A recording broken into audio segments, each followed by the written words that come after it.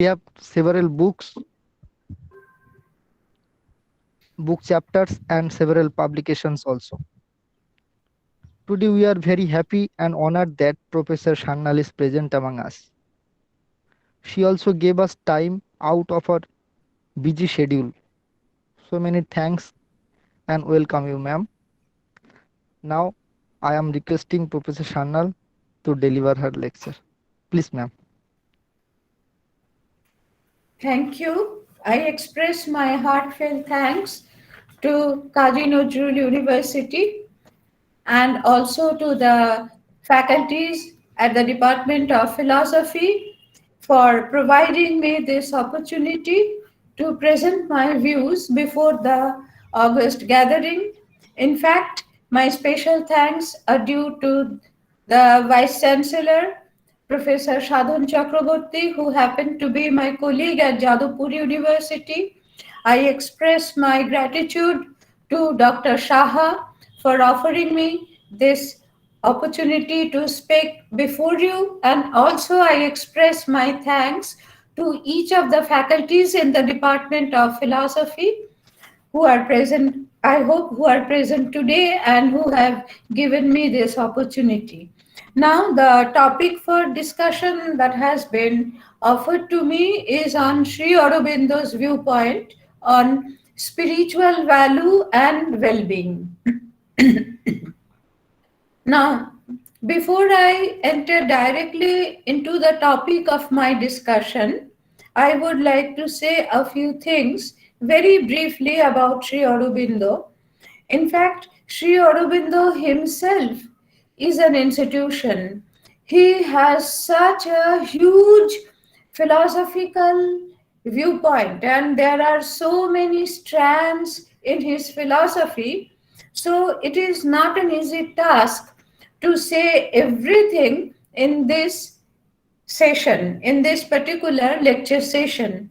However, as I have been told to speak on spiritual values and well being, I will try mainly to focus on those aspects of Sri Aurobindo's view. In fact, spirituality, these are the very core aspect of Sri Aurobindo's philosophy and metaphysics. Now, if I want to speak on spirituality, I cannot avoid entering into his metaphysics. So I will try my best to say very briefly and avoiding most of the technicalities, because within this particular lecture it won't be possible for me to justice to each of the ideas of Sri Aurobindo, but I will try my best to present his viewpoints as authentically and honestly as it is possible. Now, two concepts. Actually, I will be exploring just two concepts from Sri Aurobindo's The Life Divine. One is the concept of the evolution of the spiritual man. Now, when he is talking about the evolution of the spiritual man, he is also simultaneously providing his viewpoint about what it is for a man to be spiritual. And secondly, I will also again very briefly would touch upon his concept of triple transformation. Now, one is psychic transformation, the other is the spiritual transformation, and the last one, supramental transformation. Now, why I am saying or why I am specifying these particular areas, because these are absolutely necessary. And about the concept of well being, of course, I will try to discuss how this concept of well being can be understood in the light of Sri Aurobindo's perspective. Of course, it will be again, I'm sure that when this particular title has been suggested, that well-being, where well-being has been introduced, everybody is aware that well-being also is a very difficult issue, and it is not at all easy to define unambiguously what it is to be a person who enjoys well-beingness. So, well-being, that is also a difficult issue, and I will explain from the perspective of Sri Aurobindo. Now, let me begin.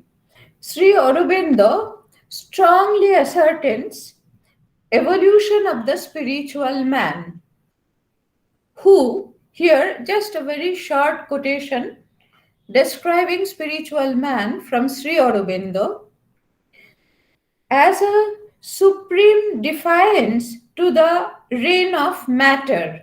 Now, this is the first thing about spirituality. That is, whenever spirit or spirituality is being spoken of, there will be issues, questions, debates with the materialists.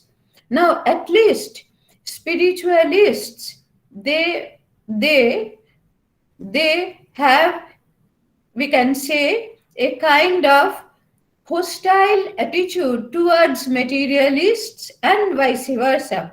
Materialists also have a kind of hostile attitude towards spiritualists.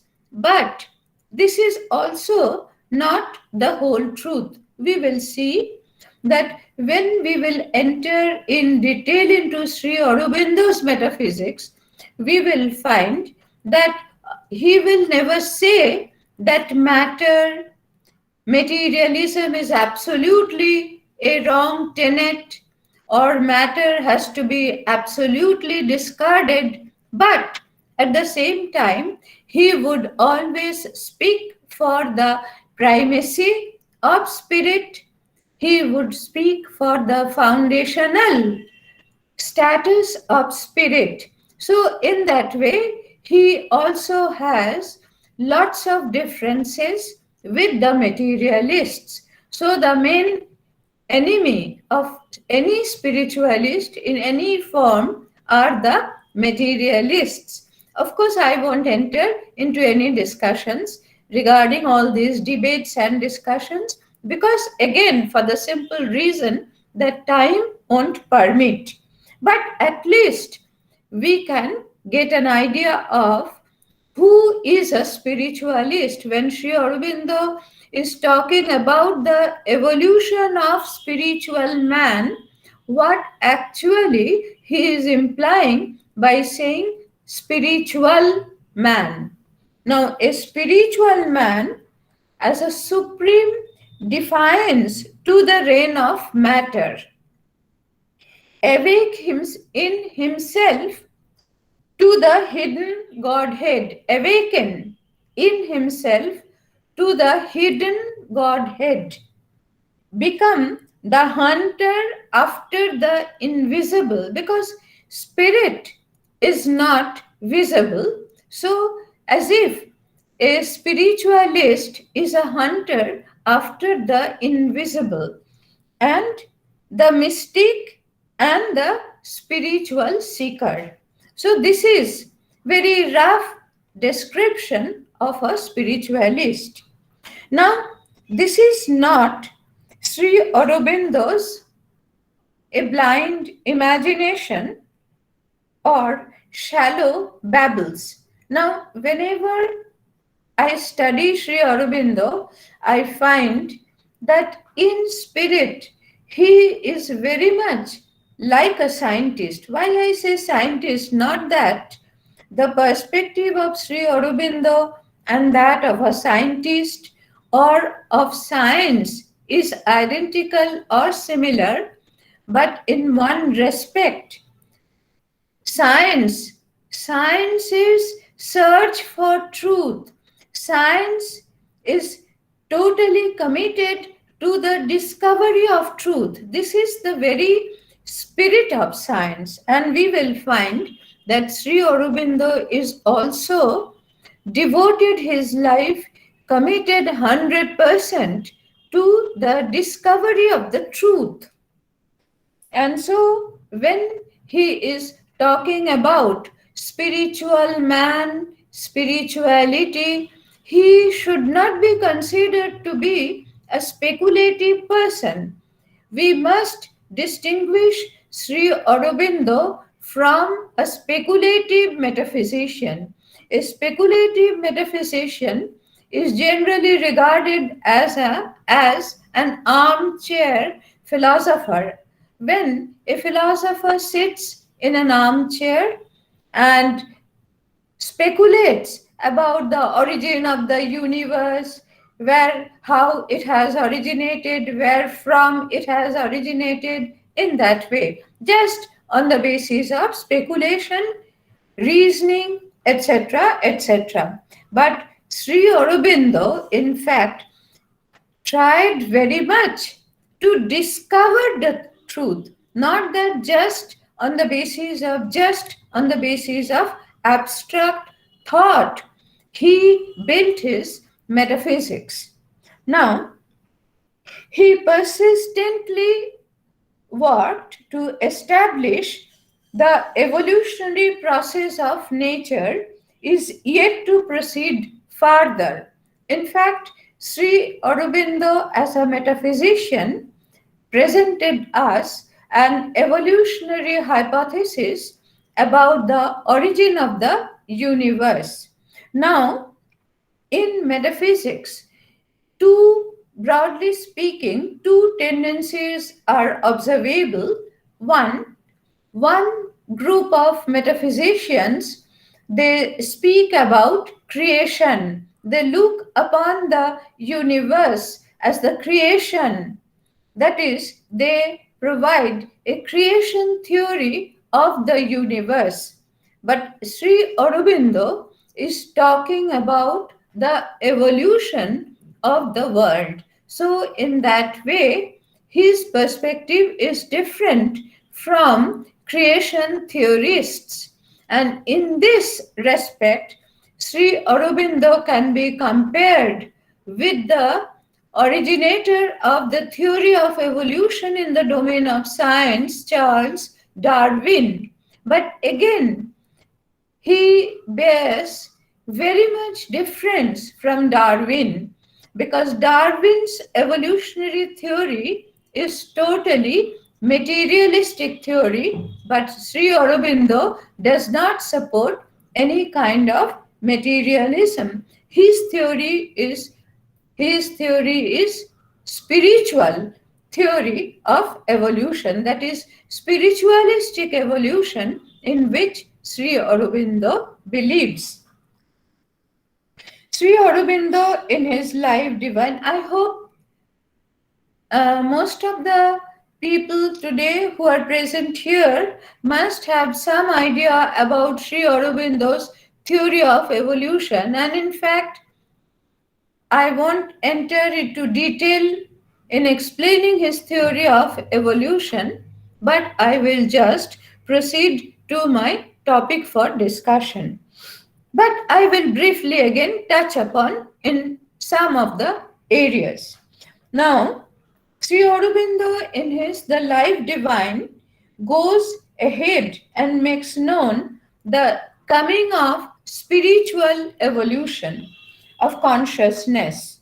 For the evolution of consciousness that had its primary beginning in the matter, in Aurobindo's theory, evolution begins from matter, and matter is constant self formation continuing through life forms, mind forms, and would continue till the form is ready to reveal the indwelling spirit. This is what Sri Aurobindo believes. He considers this to be a clue to the significance of man's existence in the universe. Now, no sign of significance, however, is discernible in the working of the obscure, mysterious creatrix. Now, Sri Aurobindo here explains the process of evolution in this way, that involved consciousness, that is, consciousness which is the supreme consciousness, again, some aspect of that consciousness gets involved, involved in, we can say, in the veil of material inconscience, and wrapped up in the veil of material insensibility, consciousness trying to escape from that bondage of inconscience, and that leads to the evolution of evolution in his theory. That is, first there is involution of consciousness. Consciousness descends, a descension of consciousness in the form of matter, dark matter. And in that dark matter, consciousness hides itself. And from that hidden status, again, the consciousness tries to manifest itself. Again, this manifestation is a process of gradual manifestation. Matter, dark, insensible, inconscience, expresses, manifests itself in forms, in material forms, and within material forms emerges life forms, and in life forms emerges mental forms. And Sri Aurobindo asserts this is the this is the very important point from which today I am starting my discussion, that is not the end point of evolution, but from that point consciousness would also evolve further. That is, evolution of consciousness would proceed further. Now, this evolution, so how this evolution happens, what are the factors behind the origin of evolution, what is the method of evolution, what are the processes of evolution, these are all some very important questions that we need to focus upon, because only then we will be able to understand how to make sense of the notion of spirituality in Sri Aurobindo's metaphysics as a whole. Now, it may be presumed that as life emerges in matter, now at the very beginning, as I have told, that life life emerges in matter. First, involved consciousness, it is in the state of inconscious matter, and involved consciousness is not visible, it is covered under the veil, it is covered under the veil of inconscience. But gradually life emerges in matter. Now, this emergence of life is largely limited and determined in its self expression by its material conditions, because life emerges in matter. Here, the instrument of its emergence is matter. So, here, through material instrumentality, life emerges. So, when life emerges, of course, life has to abide by the rules, principles of matter. So, life works under certain limited conditions when it gets manifested. Now, as mind emerges in life, but life again is life in matter. So when mind emerges in life in matter and is similarly determined in its self expression by life conditions and material conditions, because here when mind emerges in life, life has already emerged from matter. So both the conditions of materiality and vitality are there when mind emerges in life. So mind also has to go through certain limitations. Now, so it may be inferred, that is, when I'm talking about spiritual emergence of spiritual man, when I'm talking about emergence or evolution of spiritual man from Sri Aurobindo's perspective, some may suppose that emergence or evolution of spiritual man must be also in the same vein. What would they say? So it may be inferred spirit must emerge in a mind embodied in life in matter and would be determined in its self expression or in its manifestation by the mental conditions, vital conditions, and material conditions. Again, some may go to the extent of saying that if there has been any evolution in us, that is nothing but only as a part of the mental evolution. Actually, in Indian philosophy, in most of the systems we find, excepting Charvako's again, that distinction between mind and soul or spirit is maintained. And Sri Aurobindo also here maintains that distinction between mind and soul and spirit, though we shall find that ontologically that difference will not exist. But at least so far terrestrial existence is concerned, mind and soul, they are different. But ordinary, we as normal human beings, actually, we, if we are asked to say, to make a distinction between mind and soul, we will be at a loss. At least I am at a loss because I can't catch hold of soul as distinct from mind. So, this is really a difficulty that is faced by, we can say, less evolved mentality.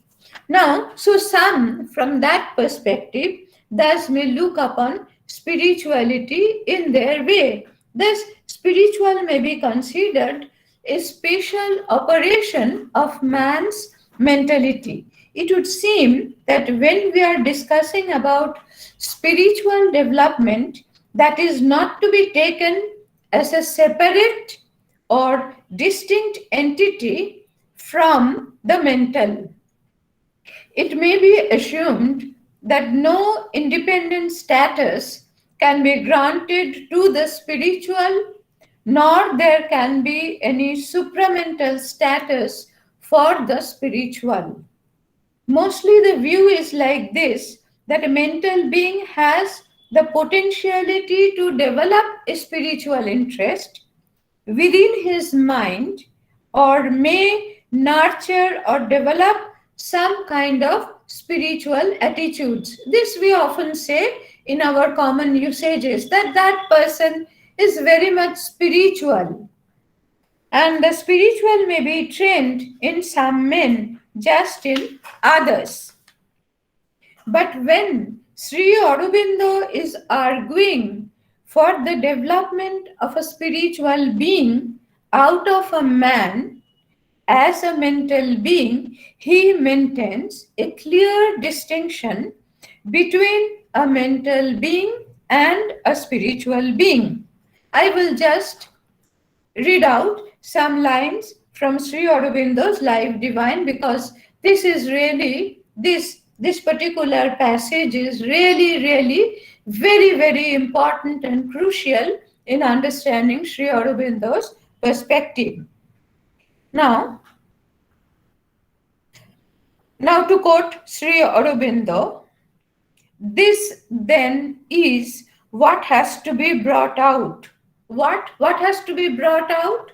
The clear distinction between the spiritual and the mental, the nature of this evolution and the factors which make it possible and inevitable that there should be this emergence of the spirit in its true distinct character. So when Sri Aurobindo is talking about evolution of spiritual consciousness or spiritual man, he is taking it in a very distinctive sense. So he says that it is inevitable that there should be this emergence of the spirit in its true distinct character, not remaining as it now, that is, so long there has been no evolution of spiritual man, it should not be in that way. Now, so long when there has been no distinction, has been no evolution of spiritual man, there is actually no sharp distinction is maintained. But Sri Aurobindo is in favor of maintaining a sharp line of demarcation. At least, again, I would say, so far terrestrial existence is concerned. So, what he says, as it now, for the most part, is in its process or seems to be in its way of appearance, a subordinate or a dominating feature of our mentality. Mentality, he considers then dominating feature, no doubt, but more dominating than mentality would emerge, and which will finally, that is, spiritual, the spirituality will finally overtop the mental part and replace it as the ladder of the life and nature. This is important quotation from Sri Aurobindo's The Life Divine. Now, Sri Aurobindo, thus we find here in maintaining a distinction between mind, that is mental level, and spiritual level, draws a distinction from two angles. One he calls a superficial point of view, and the other is a deeper view. In a superficial view, a so called surface view, life seems only as an operation of matter, mind seems only as an operation of life, and the same and from the same perspective, which is called soul or spirit, seems to be a fine form of mind. This is from, we can say, the superficial viewpoint. Thus, superficially viewed, it may be held that spirituality is a high activity of the embodied mental being. Sri Aurobindo strongly condemns this kind of superficial approach regarding the nature of spirit and spirituality. And the source of error lies, as has been pointed out by Sri Aurobindo, in thoughts putting much emphasis on the appearance and the process of the evolution, but without looking at what lies behind the process. In this case, what has been viewed as a result is in reality its source of origin. This is the very principle of Sri Aurobindo's tenet of evolution. That is, what has been viewed as a result is in reality its source of origin. Now, what is viewed as effect is in its essence pre existence to the apparent cause. So, the very principle of the evolutionary process that has been chucked out by Sri Aurobindo is on this Shatkarjabad line. Now, the point that Sri Aurobindo emphasizes is that spirit as something else than mind and greater than mind, and spirituality is something other than mentality, and the spiritual being as something distinct from the mental being. And this is, in his view, this is the deeper view of spiritual man. Now, thus in Sri Aurobindo's metaphysics, the complete sense of evolution is to be understood. Again, this is a very, we can say, easy formula to remember whole of the evolutionary theory of Sri Aurobindo. Now, what is now is to be understood as an inverse action of the involution. Evolution is the inverse action of the involution. Now, what is an ultimate and last derivative in involution is the first to appear in the evolution. So, what was original and primal in the involution is in the evolution the last and supreme emergence. That is, involution involution begin from spirit and it ended in matter. So matter is the last involved element in involution.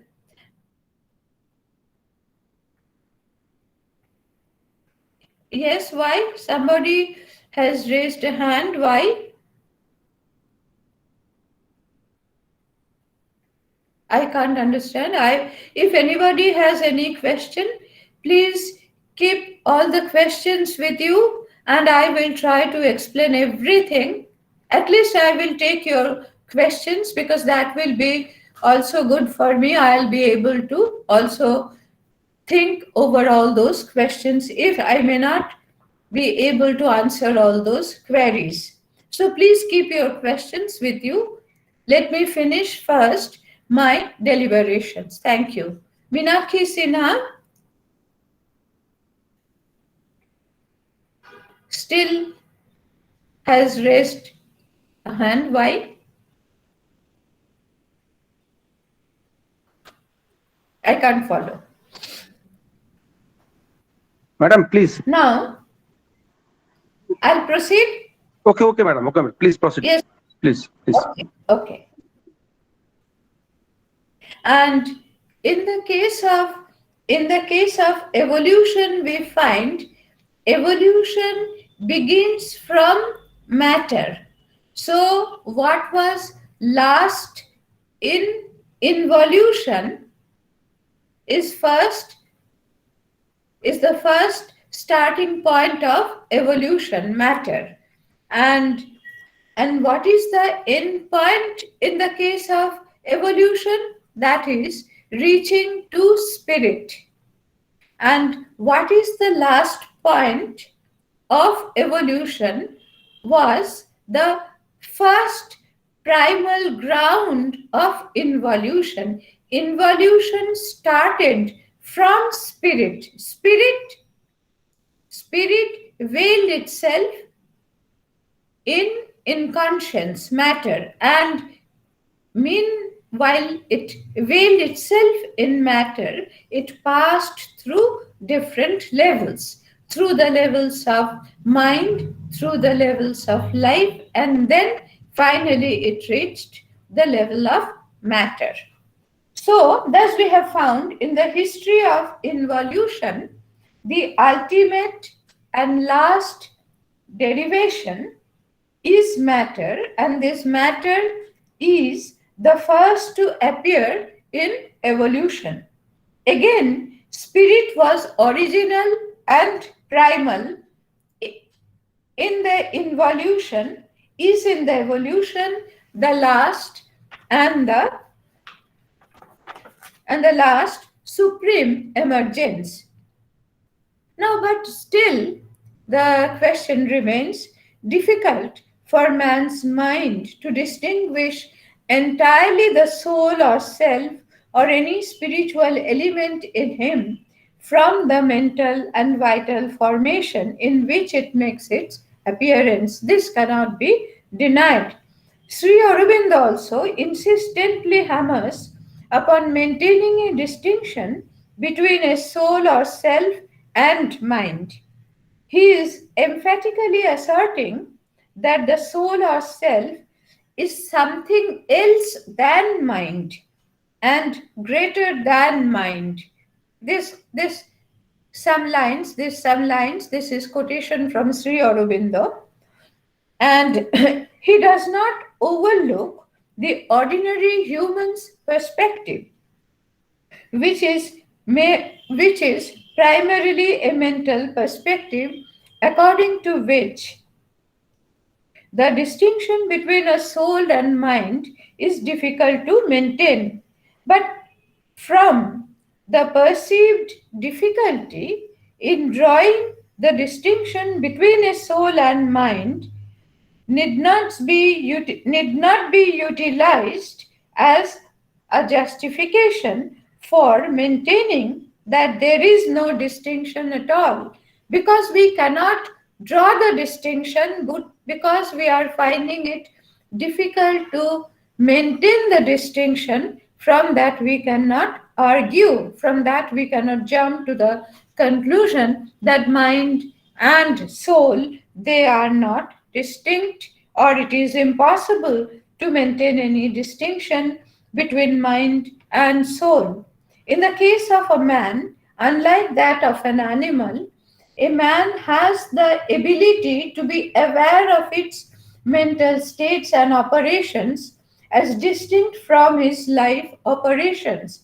Animals are not aware, that is, we can be conscious and also we have the ability to be self conscious. Now, at the animal stage, animal minds, operations, and movements are so involved into its life movements that animals are not capable of detaching themselves from life movements and cannot stand separate and observe mental operations and movements. So, man is primarily addressed as a mental being, and at that level of man, because of a man's ability to observe his mental operations and movements as distinct from his life operations, it is maintained that at the level of man, the mind has become separate from the life. In the course of evolution, man's privilege of possessing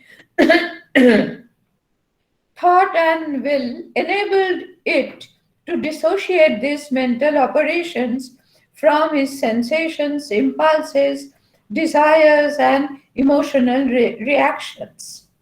Now, coming to the context of soul, so too, at first, soul in man does not appear as something quite distinct from mind and from mentalized life.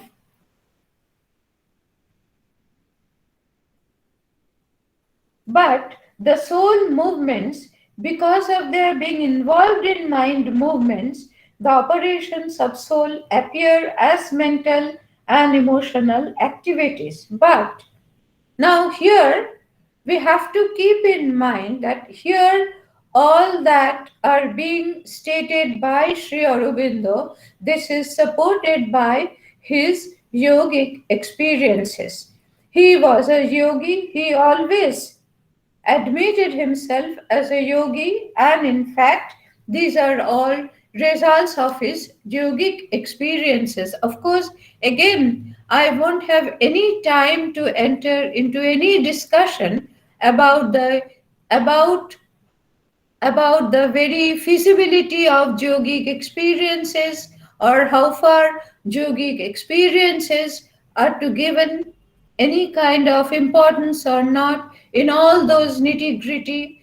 But this is that is the basic presupposition in Sri Aurobindo's philosophy. And I must admit, this is also that keeping keeping commitment to yogic experiences, that is also the primacy among all schools of Indian philosophers, excepting the Charvakas. And in fact, maybe that is also one of the reasons that Western world often stumbled upon to give the status of philosophy to Indian philosophy. Even in many Western universities, they have department of Indian philosophy under Indology or religion and not as independent department of philosophy. But that is their shortcoming, I think, not ours. Now, with the inner evolution, now, in Sri Aurobindo's philosophy, there is dual evolution. I will speak about it very briefly later on.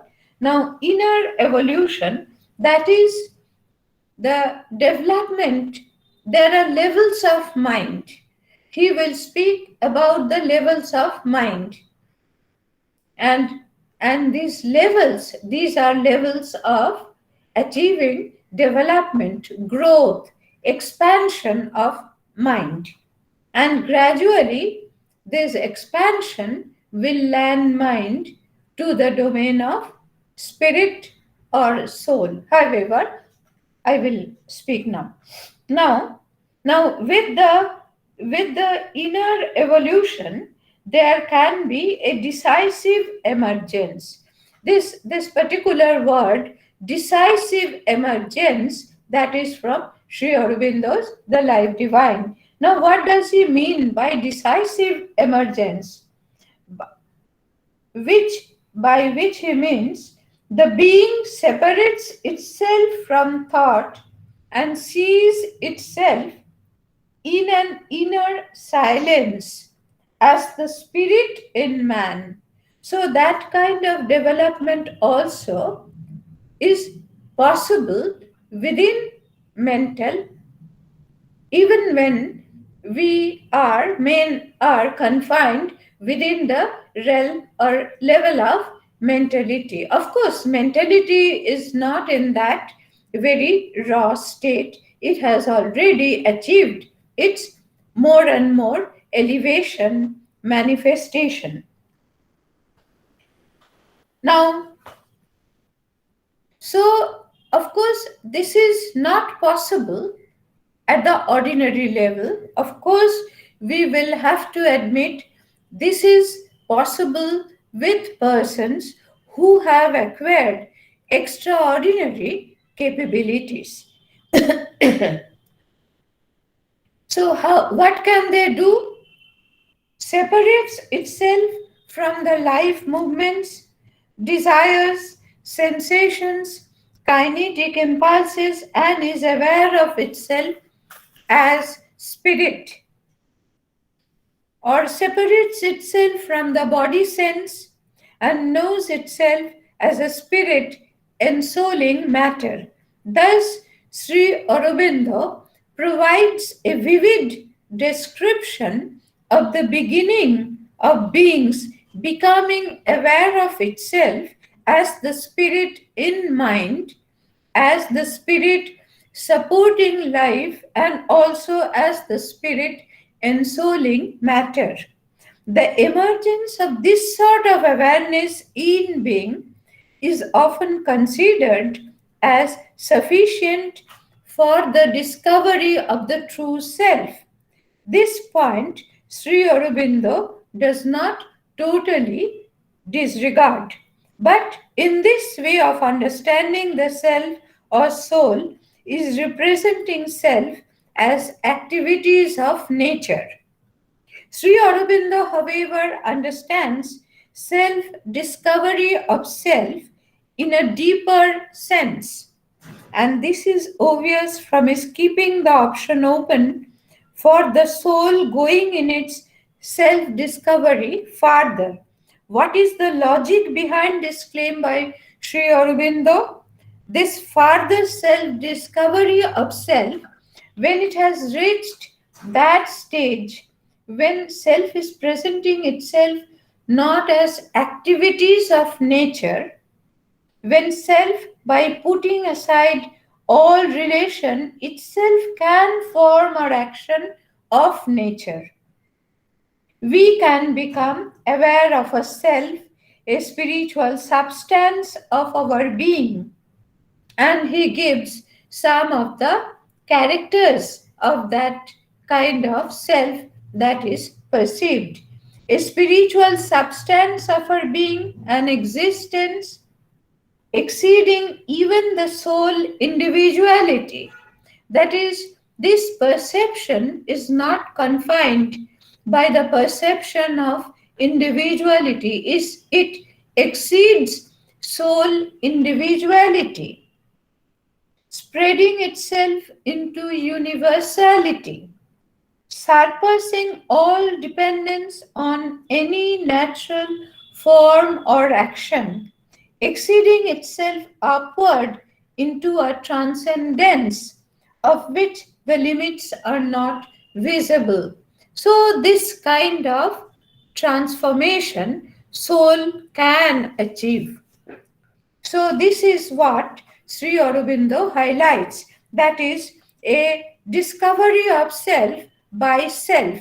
That is, when self has the ability, capacity to perceive itself as a substantial existence, as different from the bound of individuality, it can spread in universality, it can also surpassing all dependence on any natural form or action and extending itself upward into a transcendence. So, this kind of perception that arises in self or soul, at that point, self, self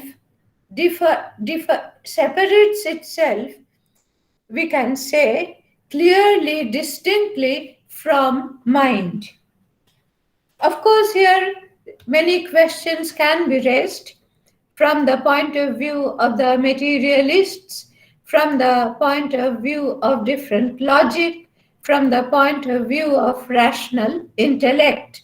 But here, what Sri Aurobindo claims, his claim is dependent on his spiritual experience. Now, that is another question. That question, of course, is very important. That is how far spiritual experience can be justified as source of knowledge. Now, so at the stage of decisive emergence of the spirit or soul, so he admits a stage, the stage where there is a decisive emergence of self or soul. Now, he says, now at this stage, the inherent, intrinsic, self existent consciousness in us knows itself by identity with it. Now, often we read, now Sri Aurobindo actually, the whole philosophy of Sri Aurobindo, in fact, is derived from his interpretation of Upanishads and Vedas. In fact, Sri Aurobindo is a different Bhashyakar. We must give him the status of an independent Bhashyakar, and as a Bhashyakar of Veda and Upanishad, he is also a Vedanta philosopher. Now, to him, and as a Vedanta philosopher, he is also a monist Vedantin. He believes in Brahman, one, Ekameva Advityam Brahman. This is also his tenet. But again, I won't enter into any discussion about his distinction from other Advaita Vedantins, and we are all familiar with Shankaracharya's philosophy, and Sri Aurobindo always argued against the viewpoint of Shankaracharya. So, from him, the kind of Vedanta that we derive is totally different from that of Shankaracharya's Mayavad. However, but one thing is important, they believe in knowledge by identity. And in fact, I have read many books on Indian philosophy. Of course, I cannot say that I am expert on Indian philosophy, but I have read at least some books on Indian philosophy. But excepting Sri Aurobindo, I have never found that kind of attempt to explain step by step what is meant by Tadatmogyan. When, as students, we just heard the expression Tadatmogyan, that is, when Jibo obtains this kind of tadatmogyan with the Brahman, then Jeev is liberated. But we didn't have any clear idea about the nature of tadatmogyan. But Sri Aurobindo again extensively tries to account for the very nature of tadatmogyan. But that is also again a topic for discussion for some other conferences or sessions, not for this one. So, at the stage of decisive emergence of the spirit or soul, the inherent, intrinsic, self existent consciousness in us knows itself by identity with it, begins to see even all that to our mind seem external by a movement of identity or by an intrinsic direct consciousness, discovers itself in the object and is aware in it of something that is not mind or life or body. This is what is called spiritual consciousness other than mental consciousness. That is, knowledge by identity, one knows self. That is spiritual consciousness. Now, the first, we can say, that is the first emergent state of spirituality. This is followed by the second stage of considerable evolution of consciousness. Henceforth, the psychic and spiritual transformation may begin. Sri Aurobindo believes that it is also possible to go further. The spiritual being, once inwardly liberated, can develop in mind that are its own natural traits. This is important, that not only this kind of, we can say, direct awareness of self is not the end point of spiritual consciousness, but Sri Aurobindo, this is very much, we can say, contribution of Sri Aurobindo. He speaks of something more. What else is that? That it can bring down supramental energy and action which are proper to the truth consciousness. That is, self has the tendency to transcend itself. And when self establishes a direct contact with the self, actually the self, the psychic being, the soul in the jiva, it is nothing different from the supreme absolute self, spirit. And so it establishes actually contact with that supreme absolute, and not just establishing a contact, but self can also bring down supramental energy that is going beyond mind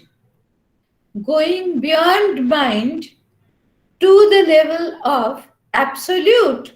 Self can bring down power, energy, action, which are proper to the Supreme Self. And the ordinary mental instrumentation, life instrumentation, or physical instrumentation that generally work at the level of normal, ordinary mental operations would then could be entirely transformed and become parts no longer of an ignorance, however much illumined, but of a supramental creation. That is when self acquires the power of acquiring supramental transformation, self can transform itself. Self, when it gets identified with the Supreme Self, Absolute Self, it can, on that ground, transform its empirical, normal existence. And how that transformation is possible? Now, so long man as a normal individual, he was his activities, his thinking, everything was conditioned by mental instrumentality, because man is a mental being. And as I have already pointed out, man is also a vital being, so it is working under the conditionality of vitality. It was working under the conditionality of materiality. So, bringing down supramental power or energy, if it is acquired by self, it can also transform all those previously existing instrumentalities. It can go beyond this. Now, the whole process of involution, when spirit is involved in matter, it is said it is inconscient, it is said it is ignorance, avidya. Now, so when we are talking about mental instrumentality, we are talking about vital instrumentality. When we are talking about bodily material instrumentality, the man was we can say, under the control of ignorance and under the control of avidya. But when this man acquires the capability to emerge, finally the supramental energy and power, and by deriving power from the supramental source, it can transform everything. All that he had derived from avidya principle, he can transform all these things. And so this becomes the true action of spiritual truth consciousness and knowledge.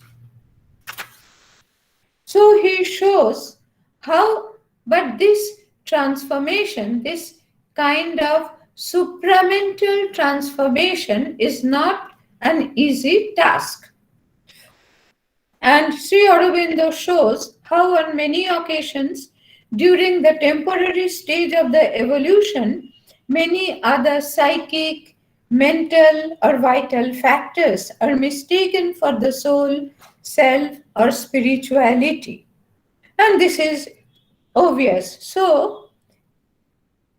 But he considers these confusions to be inevitable, but only as a temporary stage of evolution. That is, when man is in the ladder of evolution, man will also have to go beyond all those obstacles. He should not remain bound by those obstacles. Hence, as outcome of ignorance, definitely the stamp of all limitations of ignorance must be there, and this accounts for incompleteness, imperfection at the initial stage of spiritual evolution. Sri Aurobindo takes strong steps to make clear what spirituality is by citing in the first instance what spirituality is not. He pointed out that spirituality is not a high intellectuality.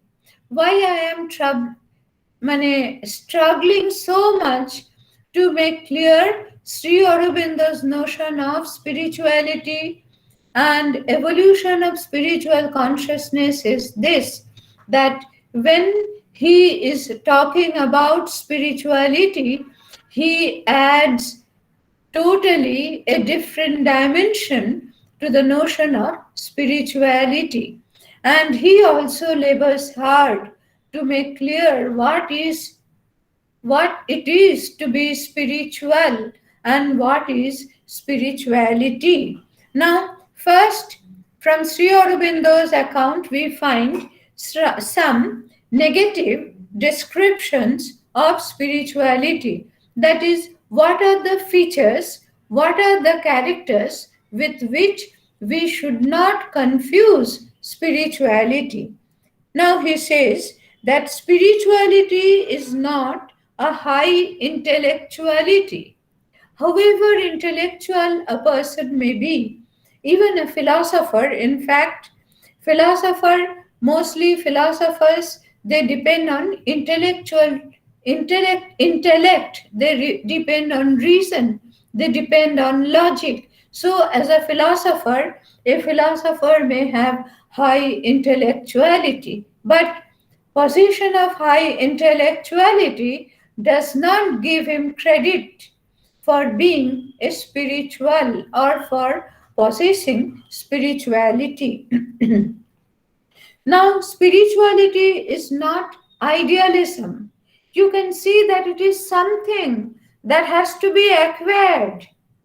It is something that has to be acquired, not an ethical turn of mind or moral purity and austerity, not religiosity or an ardent and exalted emotional fervor, not even a compound of all these excellent things. A mental belief, creed, or faith, an emotional aspiration, a regulation of conduct according to a religious or ethical formula are not spiritual achievement and experience.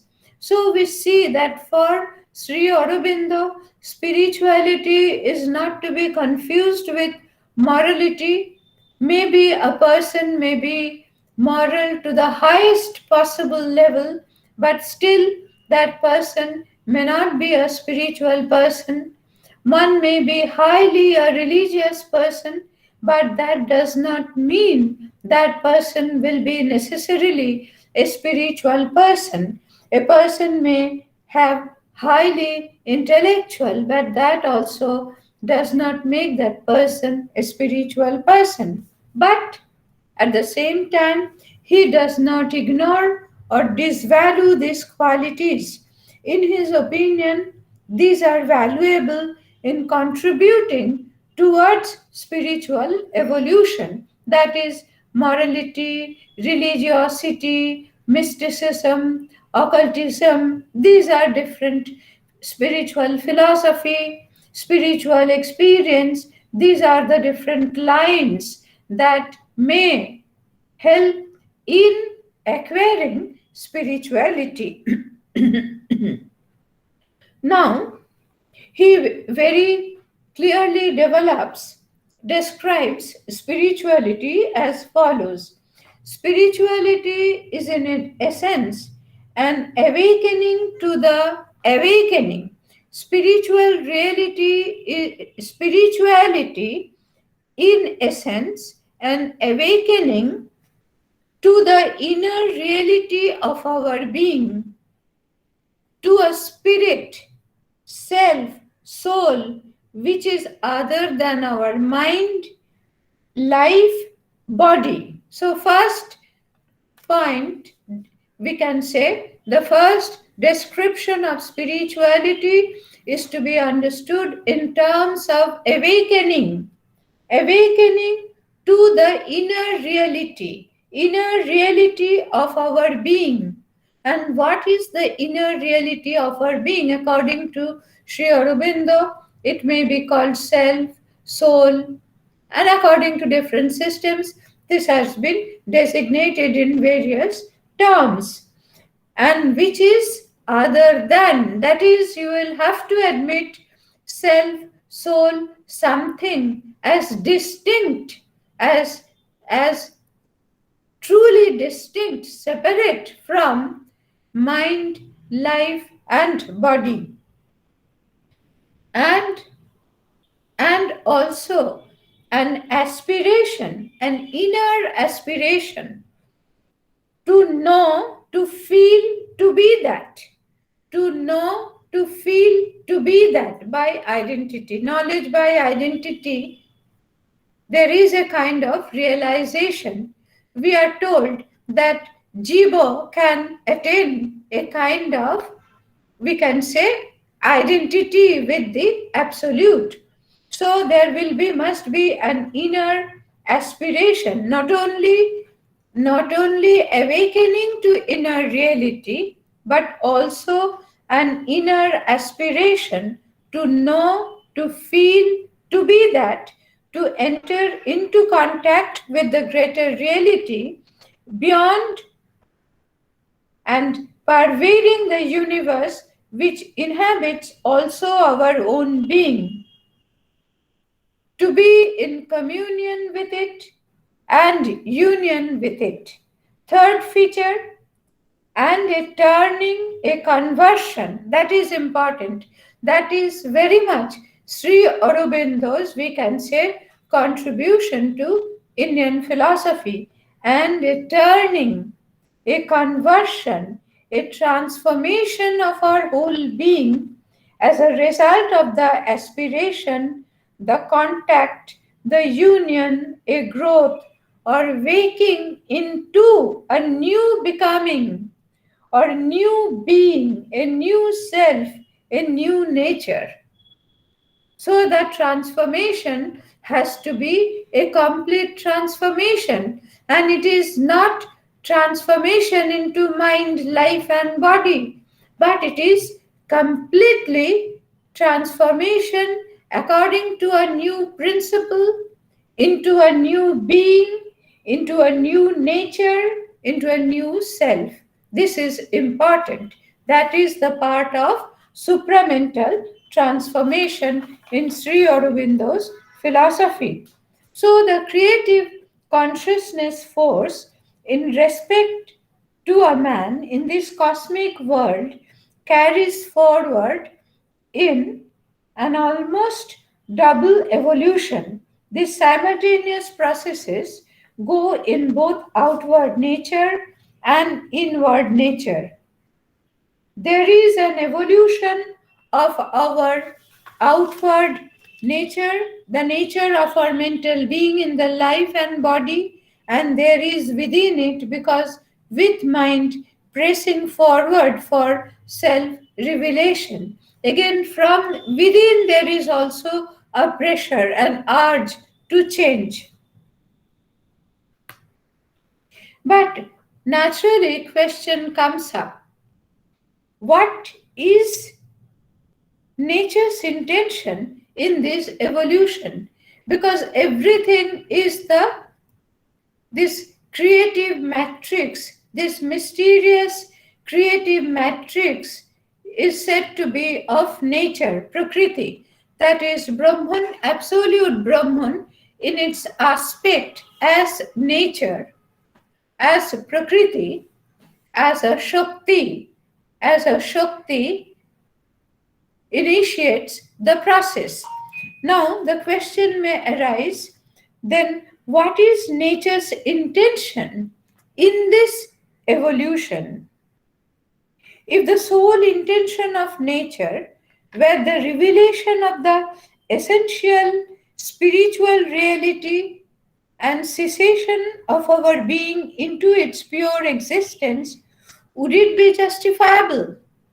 Now, actually, among all schools of Indian philosophers, again, excepting the Charvakos, we find the state of nirvana is considered to be param purushartha, that is, highest objective of human existence. But Sri Aurobindo points out that in that case, nature's insistence on the spiritual evolution would have no purpose.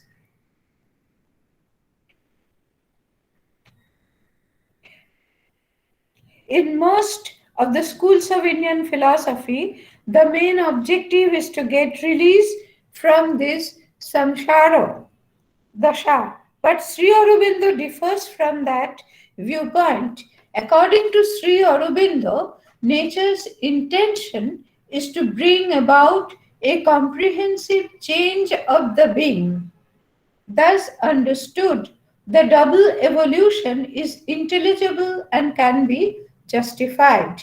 That is, Sri Aurobindo is not satisfied with the concept of liberation alone. Sri Aurobindo discusses in detail why he does not think that mukti, that is the ultimate objective of this evolution of nature, because mukti, finally, in mukti there is liberation of the individual alone, but in no way that can be said to have any greater justification for nature's this kind of evolutionary process. According to Sri Aurobindo, nature's intention is to bring about a comprehensive change of the being. Because if the nature of being can be changed, then that will bring about a total change in the whole earth consciousness. This is his, this is his viewpoint. That is, it will transform the whole earth consciousness. That is what Sri Aurobindo says. So Sri Aurobindo describes this coming of the spiritual evolution as a long time consuming affair. He admits it is a slow process. No doubt that evolution is a very slow process. And as we have said, it is not a slow process because there are lots of obstacles. And when soul tries to exceed itself, exceed its its bondages, or we can say obstacles presented to it by mind, by life, by body, it faces various obstacles. Now body, heavy inertia of the body, the very inertia of the body, it prevents, it restricts, it tries to cancel awakening of the soul.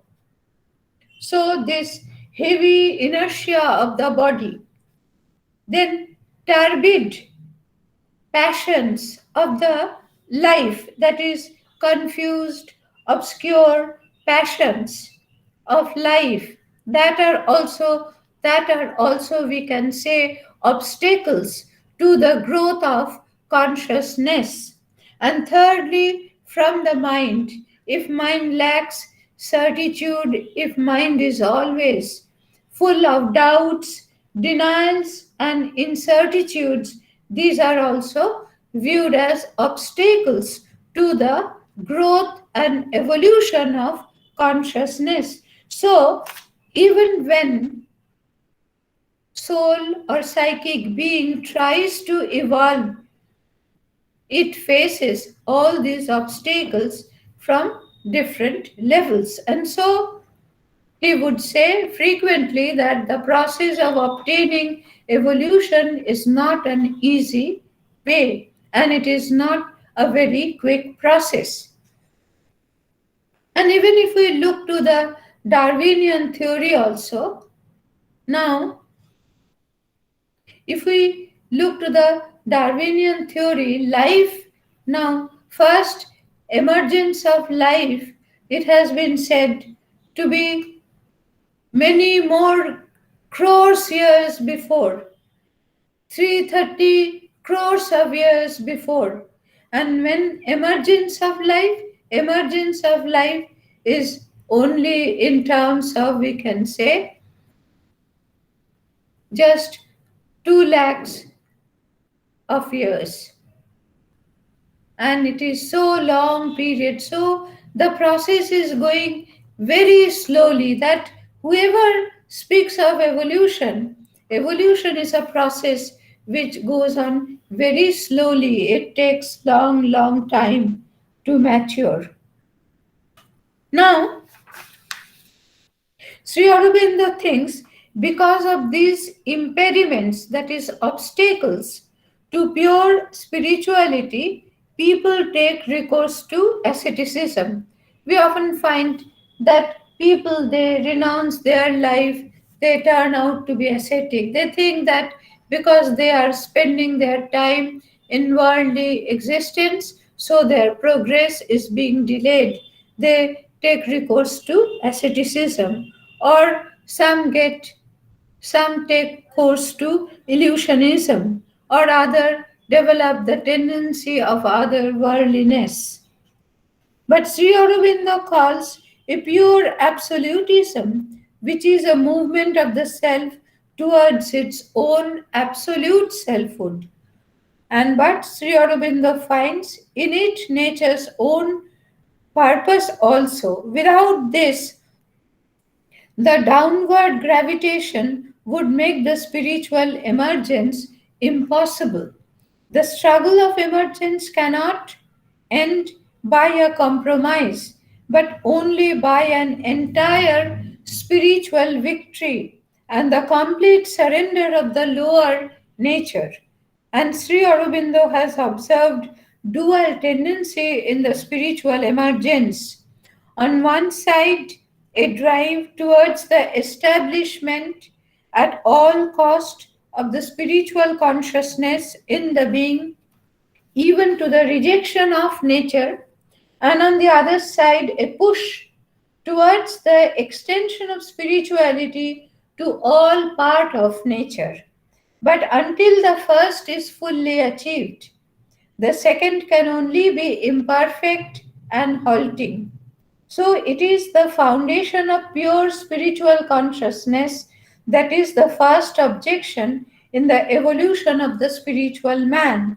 It is this and the urge of that consciousness towards contact with reality, the self, or the divine being, that must be the first and foremost, or even the sole preoccupation of the spiritual seeker. So, what is the foremost preoccupation of a spiritual seeker? Is urge consciousness towards contact with consciousness, with the supreme reality, self, divine reality. And it is one thing that is needful, that has to be done by each on whatever line it is possible to him, by each according to the spiritual capacity developed in his nature.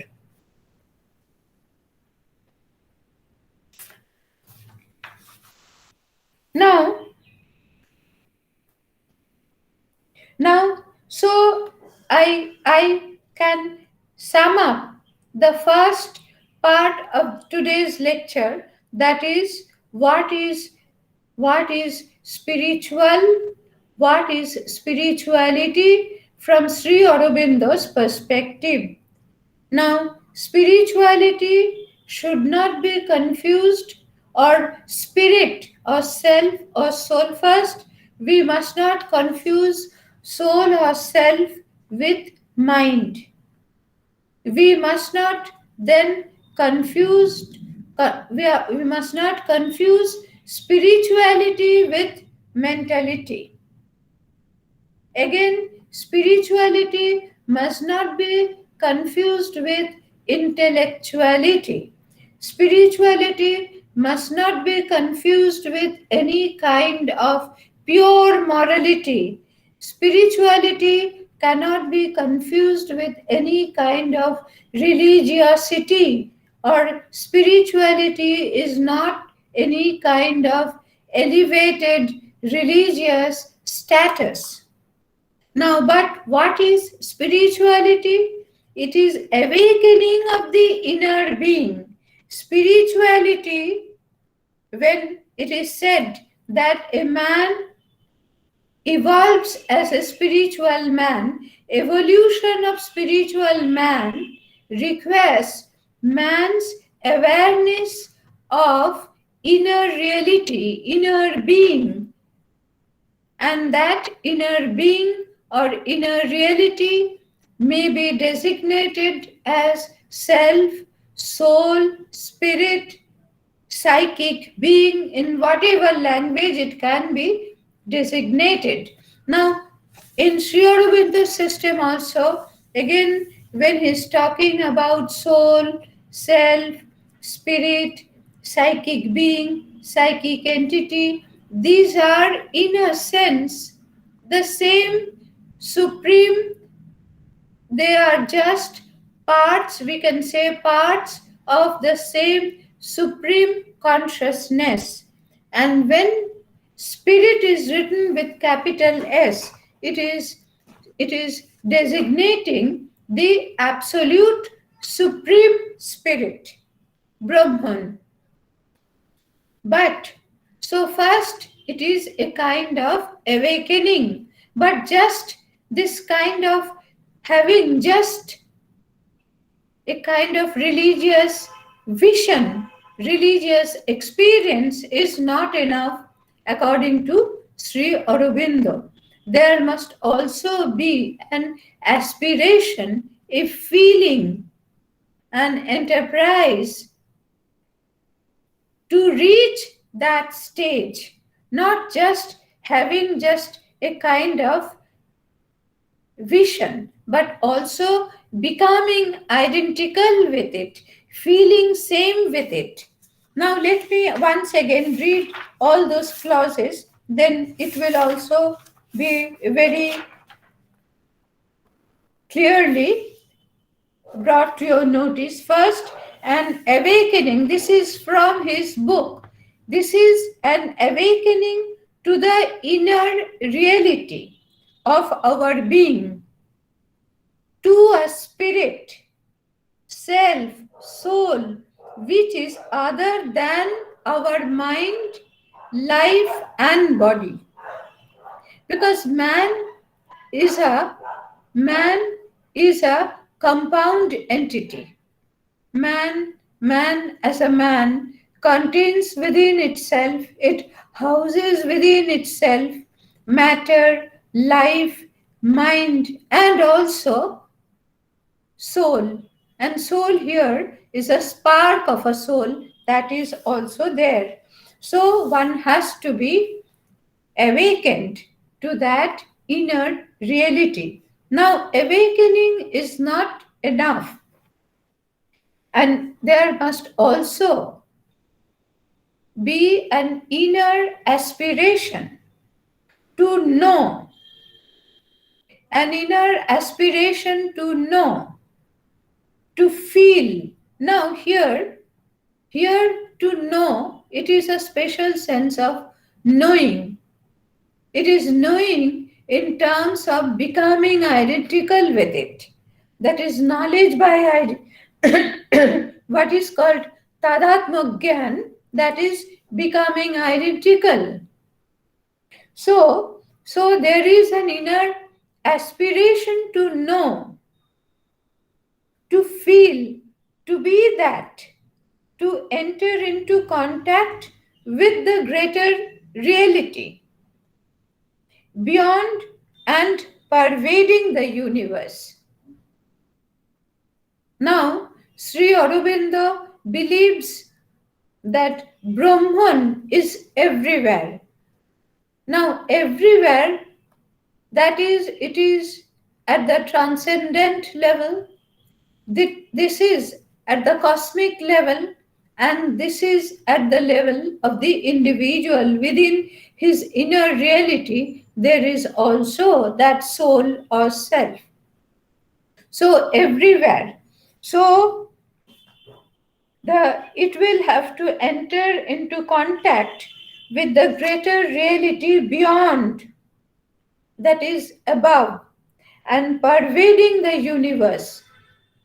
He would say that outside my being, everywhere in the external world, there is also consciousness, the external world, cosmic, he would call it cosmic consciousness.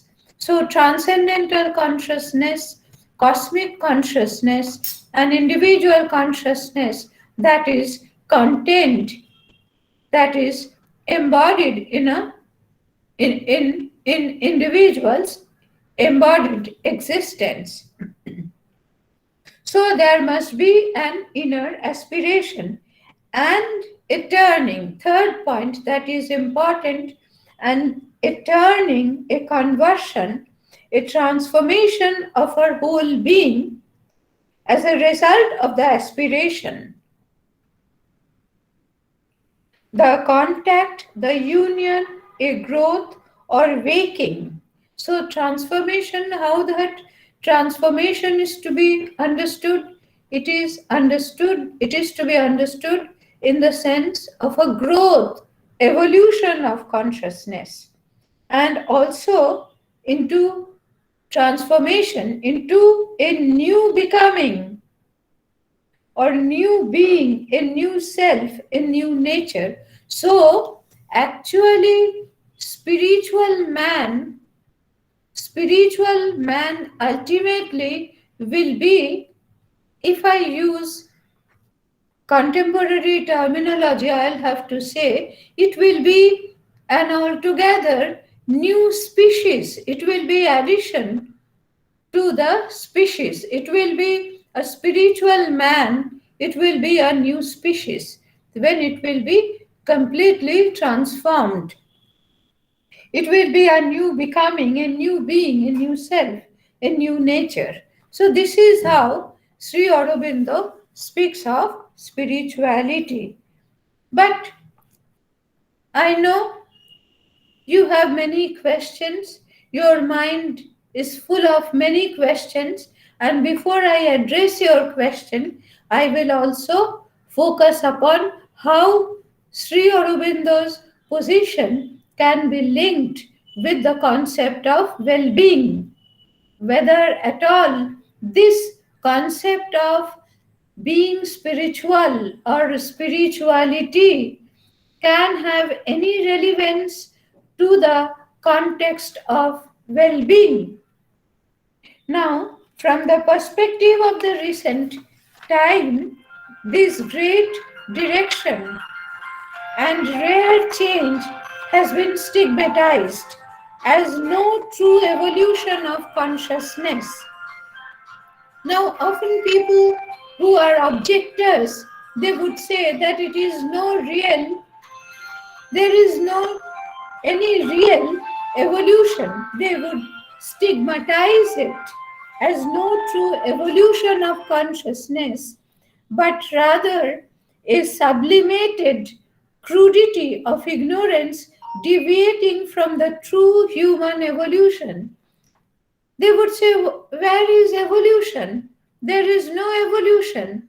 This kind of talk about spiritual evolution is just a bogus talk.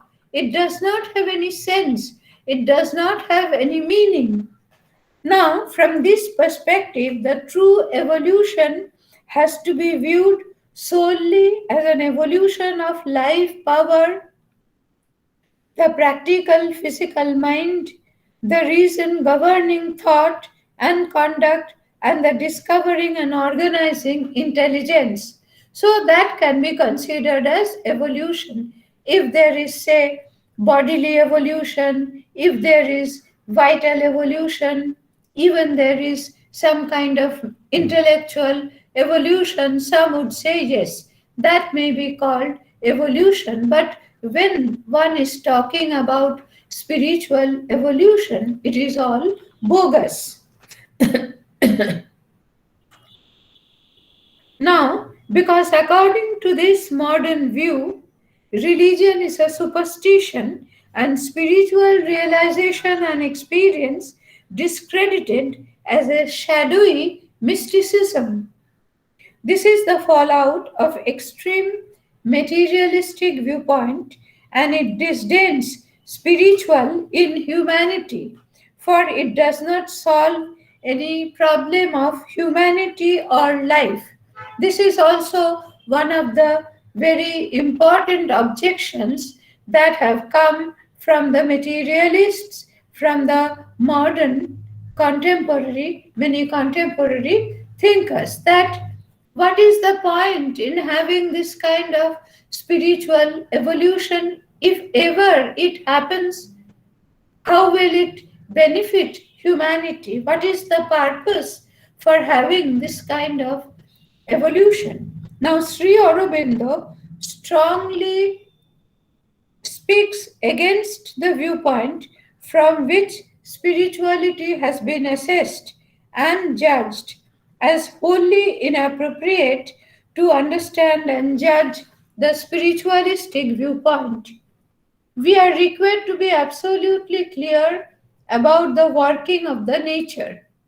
Sri Aurobindo believes that the real work of nature is to create new foundation of our being and our life and knowledge. Why nature?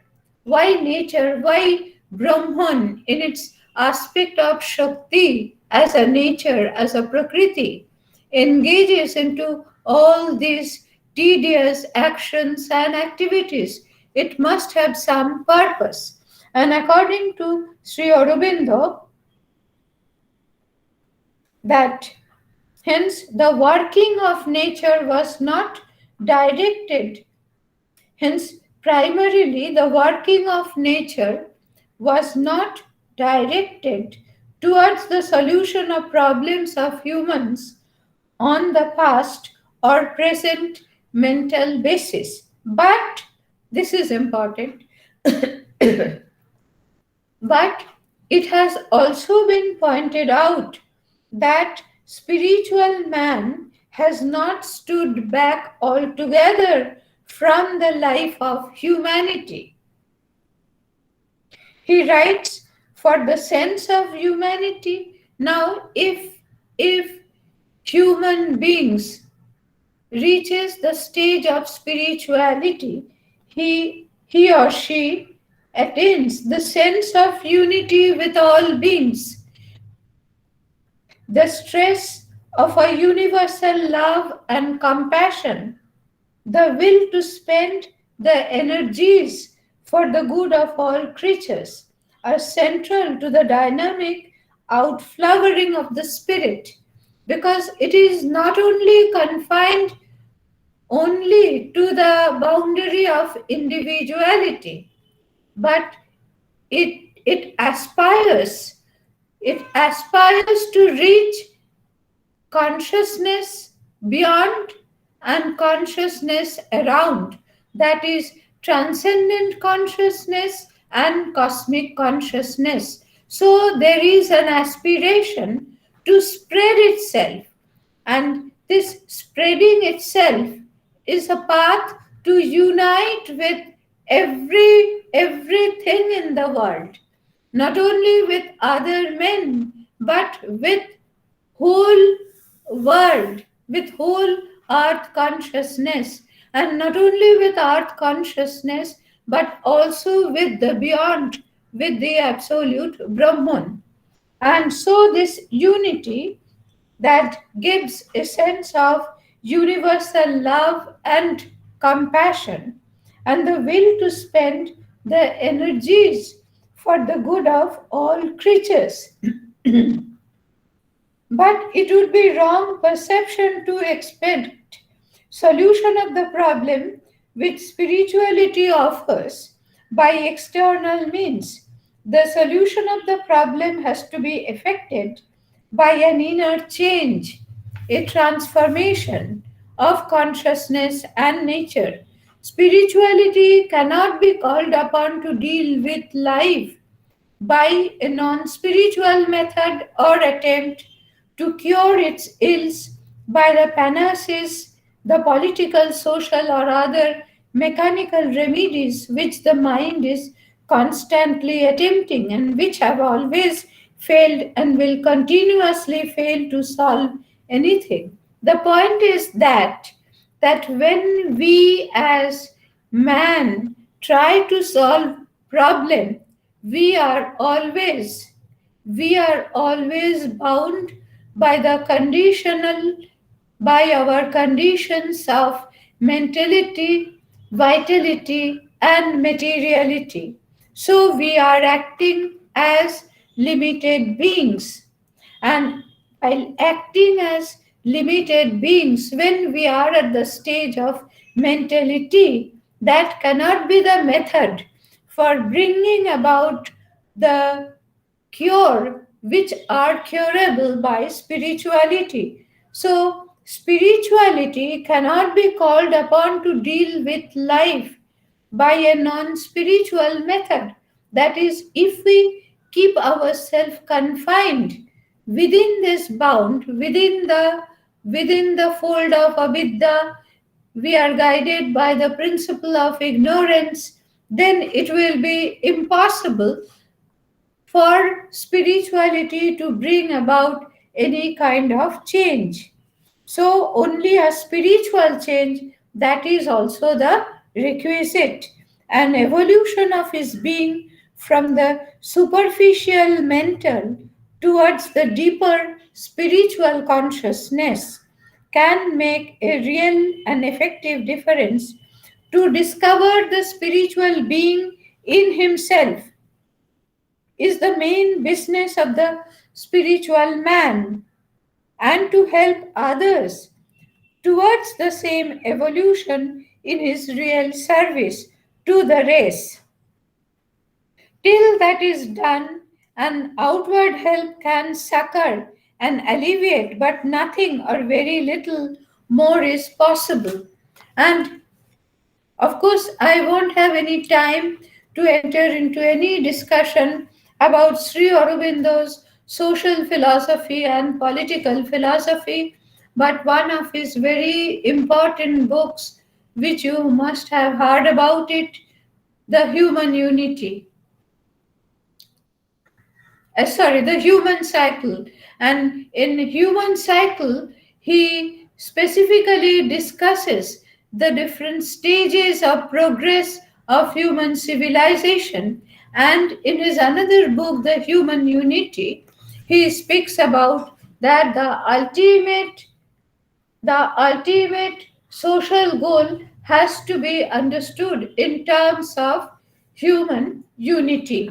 That is also one of his important, we can say, a pioneering idea in the field of social political domain. Though often his views, there are critics and who consider these are really mystical ideas. Now, let me turn to the well being portion more elaborately. So, the existence in the world. Now, when we read Indian philosophy, now what do we find from all Indian philosophers, again, excepting the Charbakos, that life is full of pain sorrow, suffering. And the main thing is that we we read that the main objective of their life was to rid themselves from pain, suffering, and sorrow.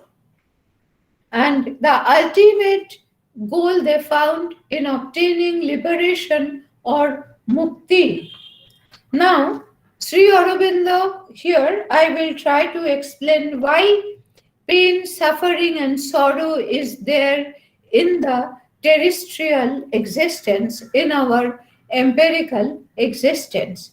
Now, the existence in the world is viewed always as full of sorrow, suffering, and pain. All schools of Indian philosophers, excepting the Charvakos, decided that the only way out of suffering and disharmony was to be out of life into moksha, nirvana. And this moksha has been variously designated as mukti, mokho, apavargo, nirvan, koibollo in many terms. Now, Sri Aurobindo does not agree that life is radically an expression of ego and division, but he strongly believes there is behind it the unity of the divine. Now, why there is sorrow, suffering, pain? Why? Sri Aurobindo says the life is life of ego. That is, in life there is expression of ego and division. Now, intellectual mind, that is normal human mind, intellectual mind as a different and power of consciousness, it is analytical and synthetic. That is normal human mind is intellectual mind is different and inferior power of consciousness. Sri Aurobindo would call intellectual mind, of course, is a power, but according to Sri Aurobindo, that compared to the kind of mind that is kind of existence that is spiritual, this existence at the level of mental intellect is inferior. And he says that mental intellect is analytical and synthetic. That is the main purpose of intellect is to pull things to pieces. When we say that we are doing analysis, we are always dissecting. When we are analyzing any idea, we are dissecting idea into different parts. And again, after analysis, we try to synthesize. So Aurobindo says that normal human intellect and intellectual mind is both analytical and synthetical. And analytic because it tries to pull things apart, and again synthetically, if from its synthetic perspective, it tries to put ideas together and then to deal with them in order to understand them. Actually, this is what, when we are trying to understand any concept, in fact, here also, when I am trying to understand and I'm trying to make it understand to you the concept of spiritual or spirituality, I am proceeding on the mental level, and on by utilizing mental intellect, I am trying to analyze the concept of spirituality, and then I am trying to discover other features of spirituality and bring different ideas and trying to make the idea a synthetic idea. So, this is an instance of typically functioning of human intellect. Now, he says further, it imposes a rigid logic on an illogical world in order to bring about a fixed and mechanical order. Of course, as when we are guided by intellect, we are guided by logic, and logic is a tool for systematization. We always try to systematize any any say thoughts, ideas, and we put it under a system, and we try to put it under a mechanical order, and in the end it produces system of things explained intelligibly, but each system only a segment of truth dried up into a formula. So we always try to run after formula when we are guided by our intellect. So the very working of intellect is by division, and ego is again another part of our mind. Ego is also very divisive. Ego always separates oneself from other, and always by guided by ego we draw a line of demarcation between me and other, myself and other. Always there is this kind of bifurcation that is drawn by ego. So all kind of division, bifurcation, these are derivative of human mind, functioning of human mind. And also by drawing division, by drawing this kind of artificial bifurcation, we are disturbing harmony. We are introducing disharmony between a community. Now, some members of the community they say, we belong to this group and you belong to that group. That groupism, that is also result of functioning of the ego. So long human beings are guided by mind, mentality, it cannot free itself from all this kind of division, duality, and bifurcation, and finally that leads to disharmony.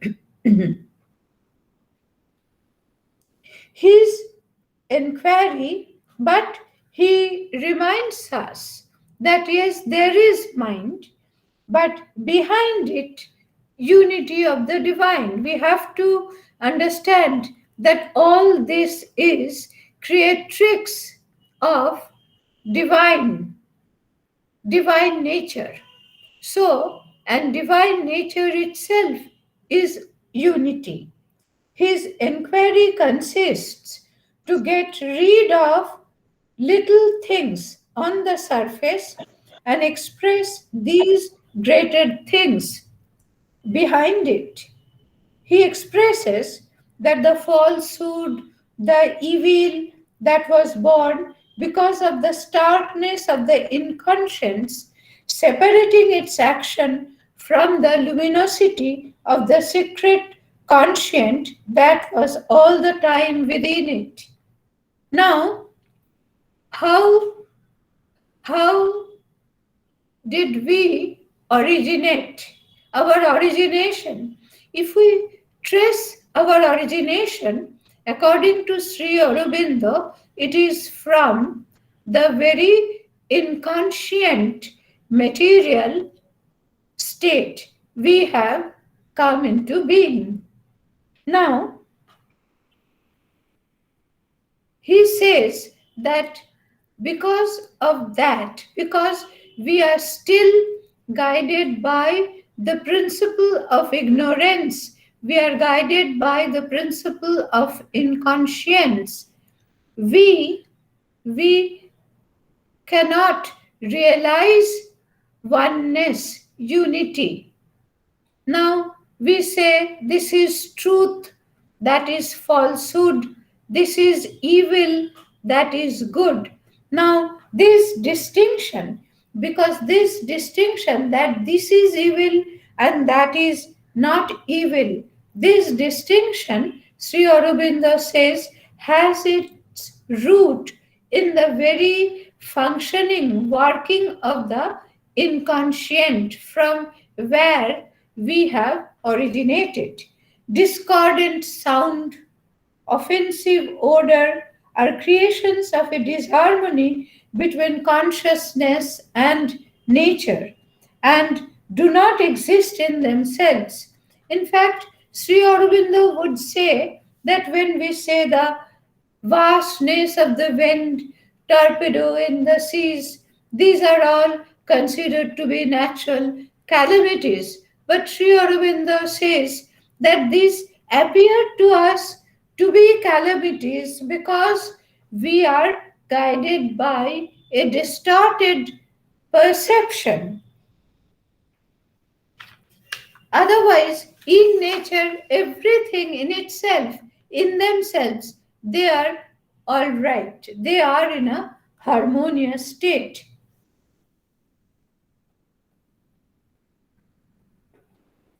Na- Growth of consciousness in inward nature be attended by so much ugliness and evil, spoiling the beauty of the outward creation. Sri Aurobindo replies, because of a perversity. He uses an expression, perversity, born from the ignorance, which come in with life and increased in mind, that is falsehood, the evil. But still, question may arise, why does it happen to be so? Sri Aurobindo believes that overriding will of the Supreme must have some definite role. The overriding will of the Supreme allowed the possibility of perversion by inconscience and ignorance and its manifestation. So, this kind of perversion, which have given birth to evil inconscience, that also has also owes its origin to the Supreme Absolute. And according to him, behind its origination, there is also some will of the Supreme Absolute. And here, when he is using will in capital W, and roughly speaking, I will say some kind of energy or power. Now, but why? Why the possibility of perversion? Why possibility of perversion is there, ingrained in the inconscience and avidya. Now, according to Sri Aurobindo, there is also a overriding will of the absolute supreme behind it, because supreme perversion of inconscience and ignorance has to be manifested in order to be eliminated. Now, when there is involution of consciousness, this involution of consciousness as consciousness also carries will of the supreme divine, and this will allows possibility of perversion to the working of inconscience and ignorance when it manifests gradually through again by process of evolution. Now why? Sri Aurobindo, he says perversion of inconscience and ignorance has to be manifested in order to be eliminated. That is, elimination is required. That is also intention of, we can say, nature, that is overriding will of the supreme consciousness, that it will veil itself in the inconscience and through this state of its existence, it will also give some kind of opening for perversion to emerge. And why? Because the perversion that emerges, that requests to be eliminated. And who will be the eliminator? Ultimately, the eliminator will be human beings when they when they reach the stage of spirituality. They will be the eliminator of perversion.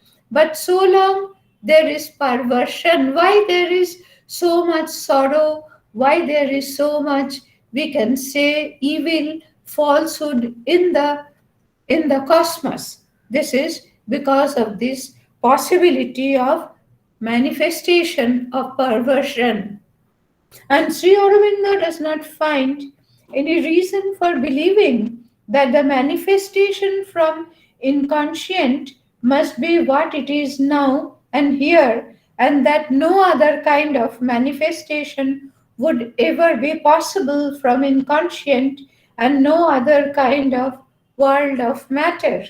But the harmony of nature shows that the harmony of material nature, it need not necessarily be a discordant, evil, furiously perturbed, and painful creation. So everything that nature veils itself, and through this veiling procedure, it makes rooms for possibility of perversion, and also nature contains also the, we can say, panacea for eliminating all those perversions, falsehood, evil from this creation.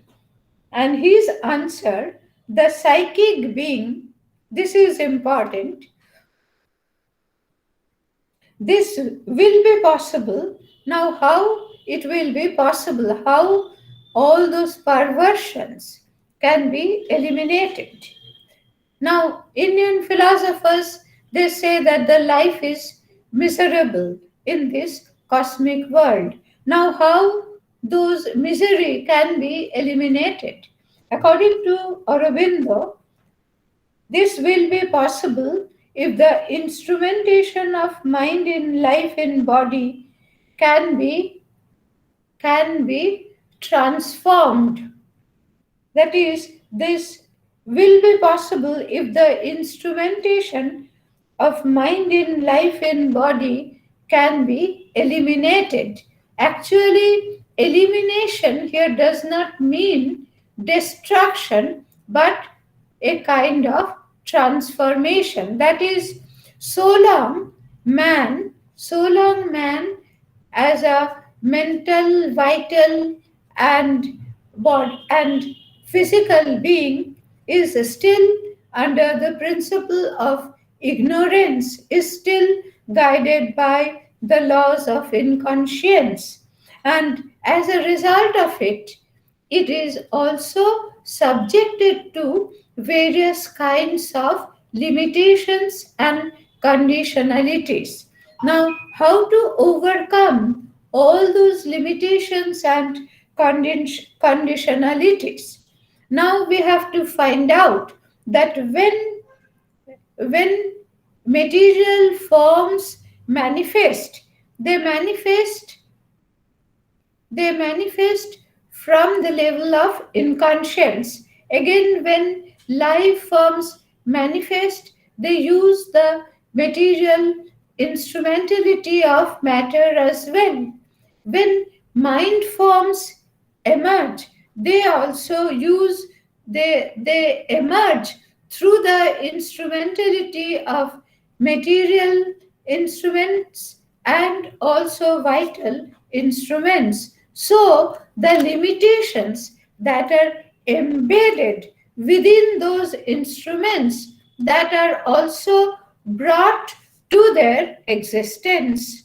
So their existence, so human beings' existence is a conditional existence. Now, this conditionality, how this conditionality that creates this kind of division, distortion, evil, falsehood can be avoided.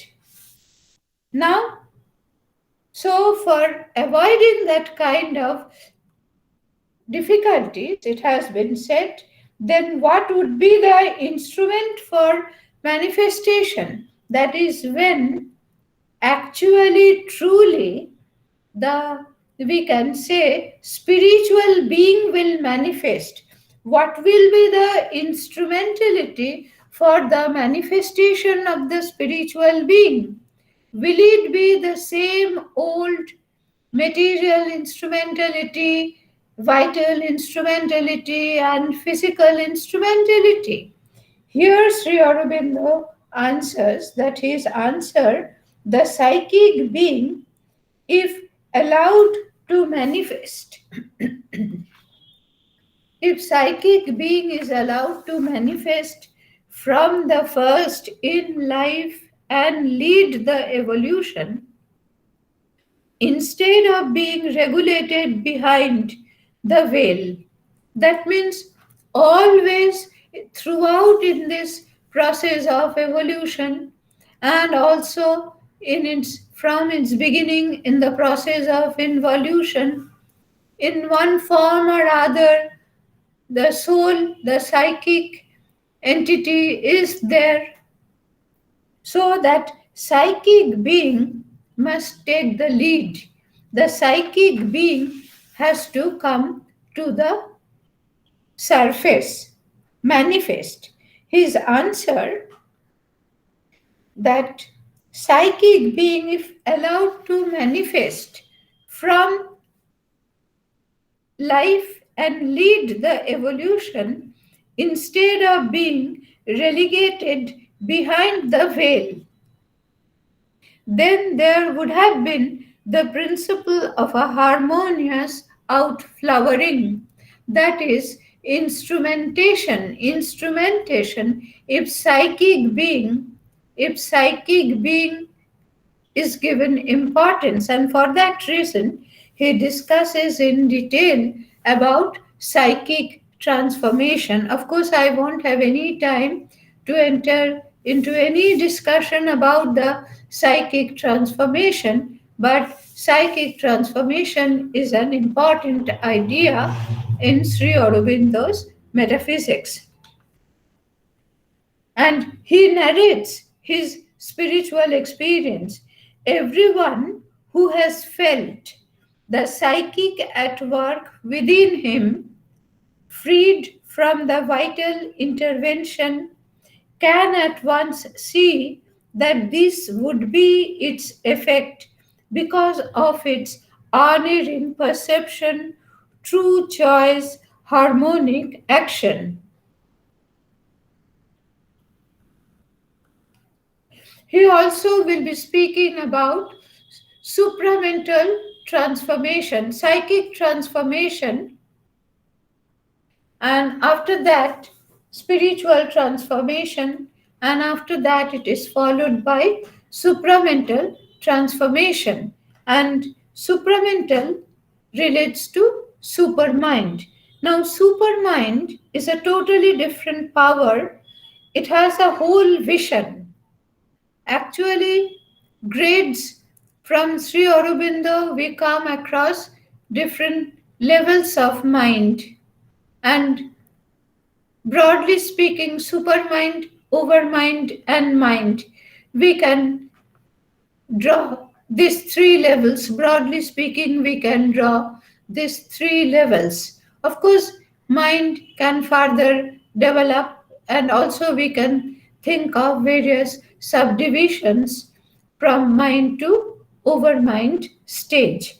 However, and supermind is the highest level, and on various occasions, who calls it truth consciousness.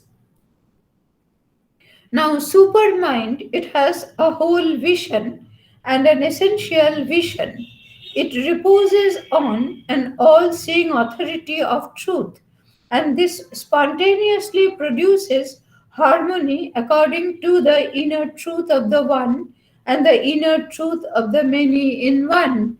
So, this supramental transformation, that is another goal of spirituality, to bring about supramental transformation.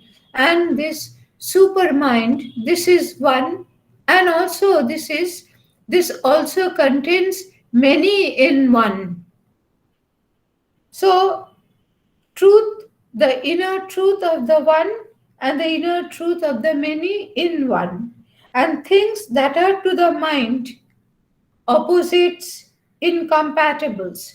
So mind, as I have already pointed out, how Sri Aurobindo explained the functioning of normal human mind. And to normal human mind, always opposites, something appears as opposite to something else, as incompatible. And supermind takes in each its essence and joins them harmoniously into a single piece. Things that are in the mind in constant conflict. Mind is full of conflict, full of oppositions, full of incompatibilities. And so there is always, we have to often patch up. We have to draw truce within mind. Now, commonality and individuality, many and others, and will find in supermind their natural harmony. So, if supramental transformation comes in, then there is a possibility of reaching harmony. And supermind will full supramentalize mind, life, and body. So, supermind will, there will be a descent of supermind. According to Sri Aurobindo, the consciousness will transcend the mental level, it will go to the transcendent level, and again it will have a descent to the world, and that will be the descent of not ordinary mind. At that level, mind is completely transformed, it is transformed into supermind, and supermind in its descent, its function is to supramentalize. So supramentalization is an action, is a function that will rule out all kinds of differences, disputes, all kinds of incompatibilities, and it will be bringing everything into a kind of harmonious unity into a single piece. So thus that would liberate own perfection of body, life, and mind. And it is in supermind the full and perfect secret of mind, life, and form are treasured and await their time of descent into terrestrial nature. It would be only the establishment, yes, it would be only the establishment of a new principle of consciousness. That means there will be evolution, and evolution again will be followed by descent of supermind, and that descent of supermind is supramental. It is supramentalization. And so it would, and if supramentalization is brought to this world, then there will emerge new principle of consciousness and new order of conscious beings, and these new principles would evolve its own forms and powers in the terrestrial order. So even the whole human kingdom need not and would not be transformed. Now here again questions have arisen that if spiritualization ultimately leads to supramentalization, then supramentalization by this working of supramental spirit, everything will be supramentalized. Now, here Sri Aurobindo says, no, not that, that even the whole human kingdom need not be thus supramentalized and would not be transformed at once or to the whole supramental extent. Now, here in this connection, if we can think of origin of man, that is evolution. Again, I will remind you that evolution of man, the theory behind the evolution of man, it works on a completely different theory. That theory is antagonistic to Sri Aurobindo's theory of evolution. But still, now, if so many billions of years before, when first life emerged, could, if there were any witness, Sri Aurobindo also uses this kind of thought experiment of a witness, if there were any witness. So, just using his idea of witness, if we try to think that if there were any witness, when the first evolution began, the evolution which is often accepted as more a scientific kind of evolution. Now, when that kind of evolution started, when emerged, first life emerged in the stone, was it possible at that stage to forecast that man, species like man, would emerge in the cosmos? And even today, when we are in this stage of, say, progressive civilizational state, we find that what is happening in the cosmos. Now, people are going to the space. Even 10 years back, it was not imaginable. It was just a hypothesis that one day man will be able to go to moon, one day man will be able to travel in space. But now, can you imagine a person of my age, 71 years old person, he is voyaging in space. Now we say that they have huge amount of money, very wealthy person, so he can afford to go to space. But no, not only that, he has changed himself according to the requirement. Otherwise, he could not have withstand. He would not have been selected for space travel. So you have to imagine what enormous strength that person has acquired at all aspects of his life. Of course, it is all, there is no, we are talking about all external growth, external evolution, external emergence of power. So things which appeared to be impossible, unimaginable at one stage of civilization has proved to be true at another stage of civilization. And here also, Sri Aurobindo is developing his evolutionary theory, and according to this theory, he has in view the very distinctive change in the being of the future evolutes. Such evolutes will be spiritual evolutes. Now, whether that will ever realize or not, but this kind of thing he ascertains on the basis of his spiritual experiences, on the basis of his Vedic and Upanishadic knowledge. And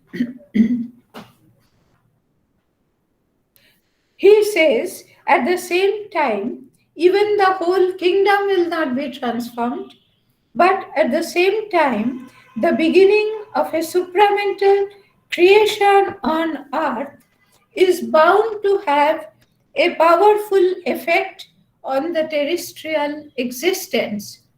What will be its effect? To open a way between the order of truth, light, and the order of ignorance here on earth itself. That is, if there is evolution of, say, a new principle, a new species, a new self. So, men who will be still lingering in their old form, in their old selves, and would be following old principles, they will also get an opportunity to have a kind of, we can say, interaction with the truth light, and a principle of greater unity, harmony, and light would emerge everywhere. So, so far well-being aspect is concerned, we find that we have to evaluate well-being associated with spirituality according to its level of evolution, according to the level of its growth. Because spirituality, as Sri Aurobindo is speaking about, it is not spirituality as just in one stage. At one stage, spirituality is just an awareness of the inner reality. Of course, that will open up many unexplored regions and also an aspiration to be one with the ultimate and to be one with the one, that will open up another kind of unity, unity with the universal, unity with the, we can say, cosmic consciousness as well, and also and also the supramental transformation, that is also another phase of this spirituality, and that will supramentalize many ordinary life, body, mind in the cosmos. So that will bring about into existence new species, new principle of their being, and new selves. And that will also open up. So, in a way, it will pave the way of harmony at levels.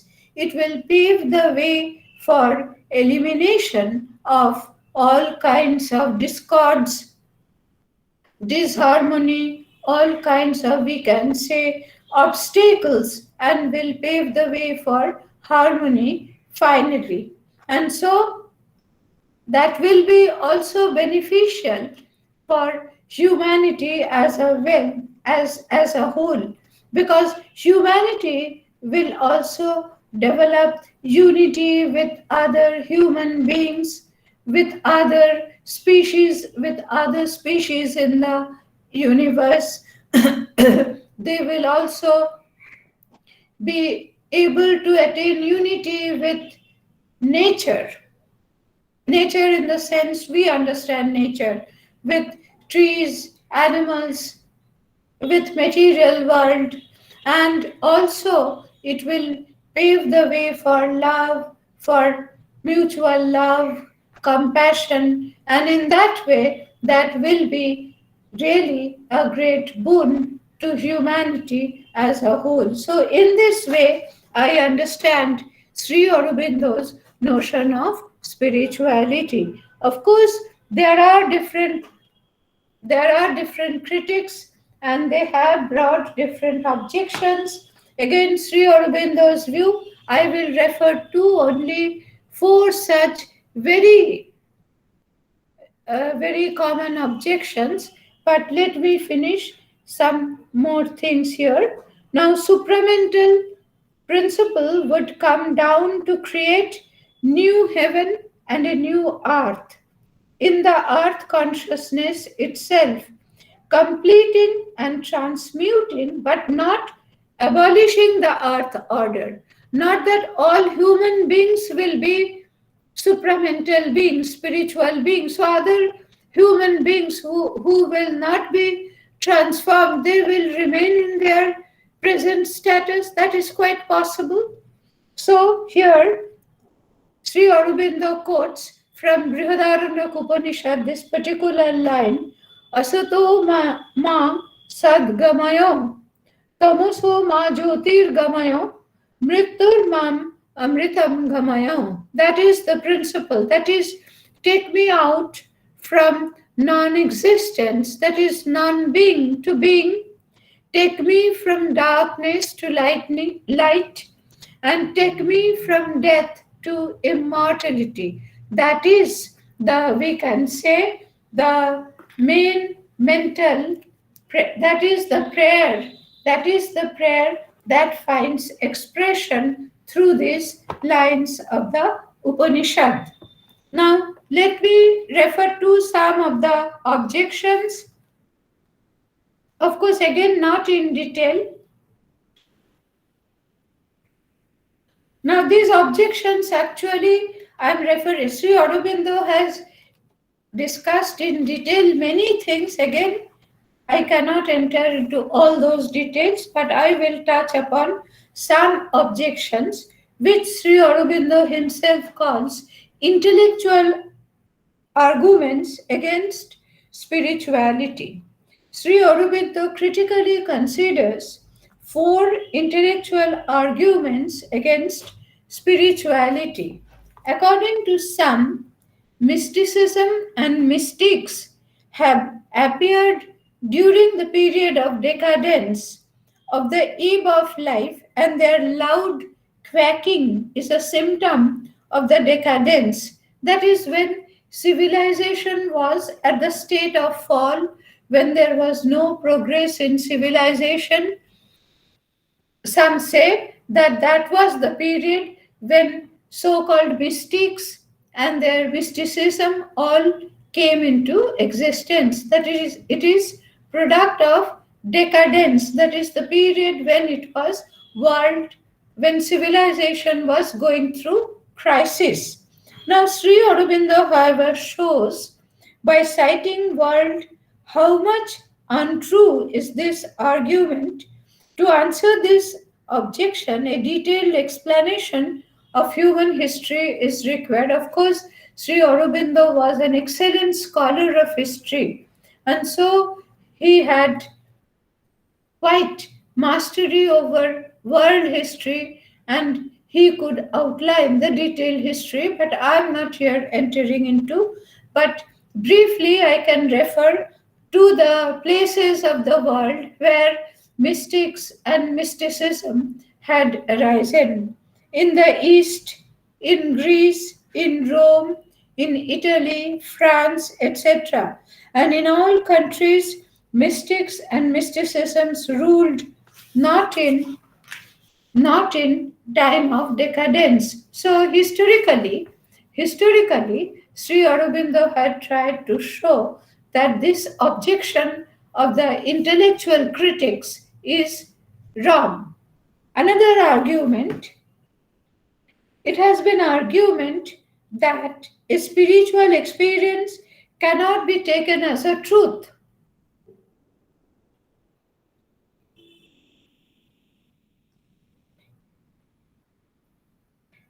As a truth unless it is proved, just as the presence of a chair in the next room by showing it to the eye.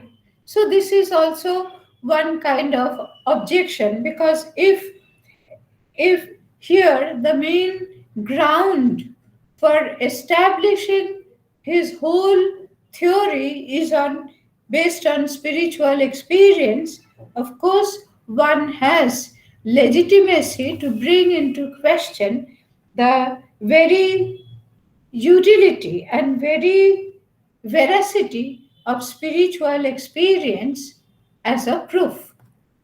Now, and some say that to prove is to establish as it can be proved by looking at a chair in the next room that there is a chair. Sri Aurobindo admits that a spiritual experience cannot be proved and is not physically visible or touchable. But Sri Aurobindo tries to understand the very spirit of the critic's criticism. Now, the writer's position, according to Sri Aurobindo, would amount to this, that only what is or can easily made evident to everybody without any need of training, development, equipment, or personal discovery to be taken as true. According to Sri Aurobindo, this is nonetheless is a position which, if accepted, would confine knowledge or truth within a very narrow domain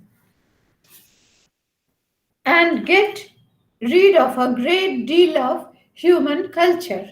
Because here the example that has been given is an example of direct experience. Now, in all, and direct sensible experience. And of course, everything is not directly sensibly experienceable.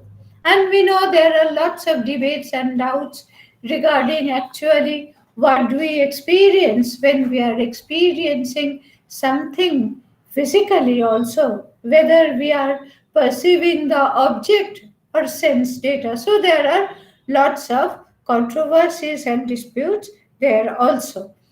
And third argument, it has been accused that generalization based on spiritual experience are irrational as well as unproven.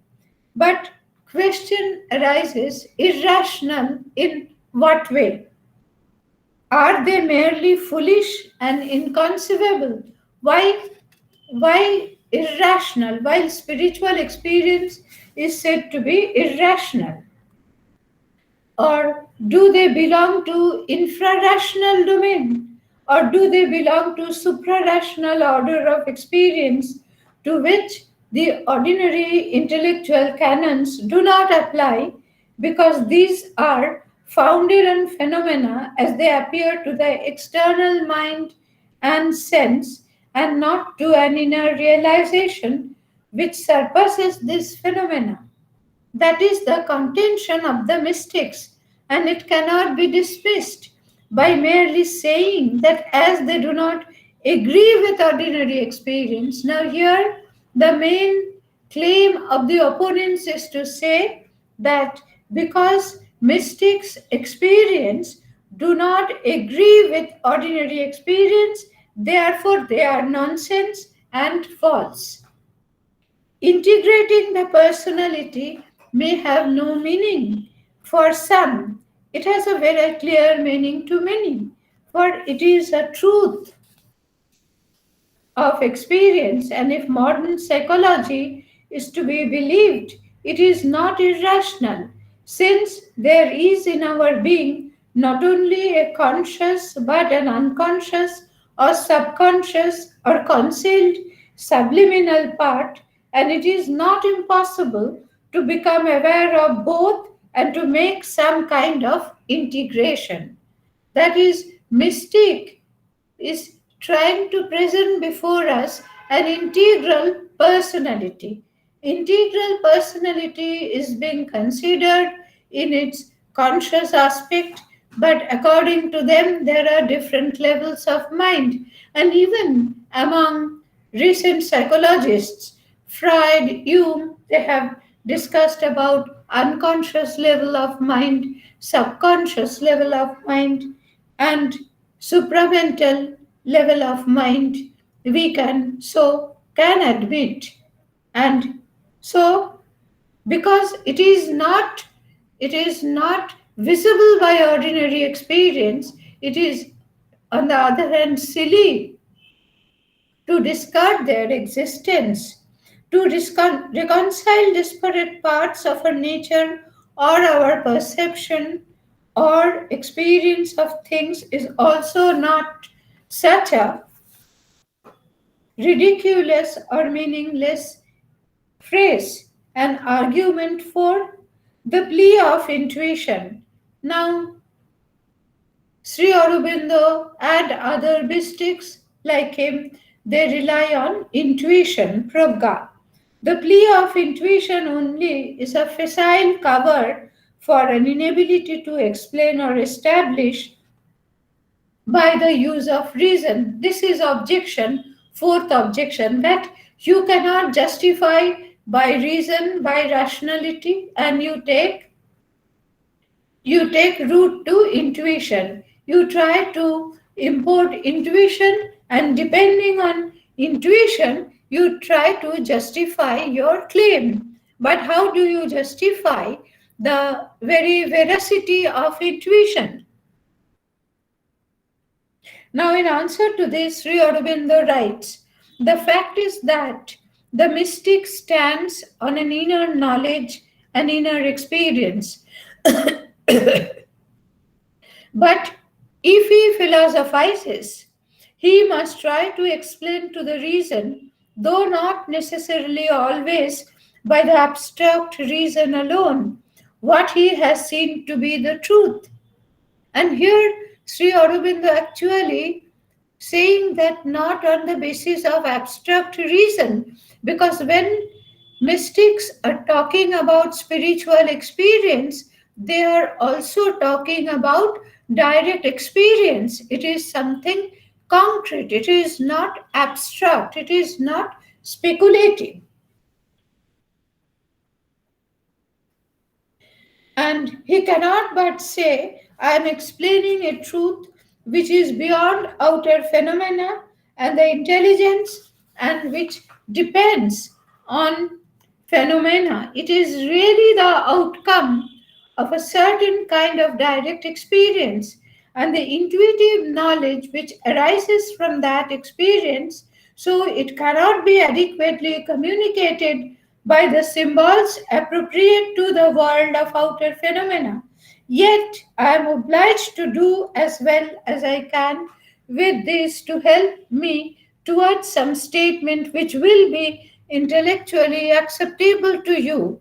That is, what is given to me to my inner experience that may not be always translatable into outer expressions. Here I am reminded of Wittgenstein of the Tractarian period. Now, Wittgenstein points out the very limitation of language, the very limitation of the expressibility of the language. Now, Wittgenstein also admits the domain of silence. Maybe the language which we have in our possession, that language is incapable of expressing that domain, but that does not prove, that does not establish, that domain does not exist.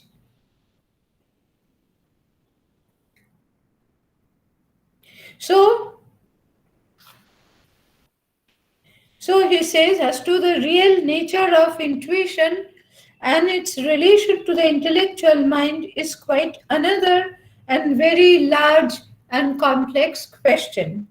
And as there is a category of facts to which our senses are our best available but very imperfect guide as truth, is a category of truths which we seek by the kin, but still imperfect light of a reason. So, according to the mystic, there is a category of truths which surpass the reach of both the senses and the reason. Now, why do we have to depend on reason? Because by depending on experience, by depending on senses, we cannot capture all the aspects of truth or all the domains of truth.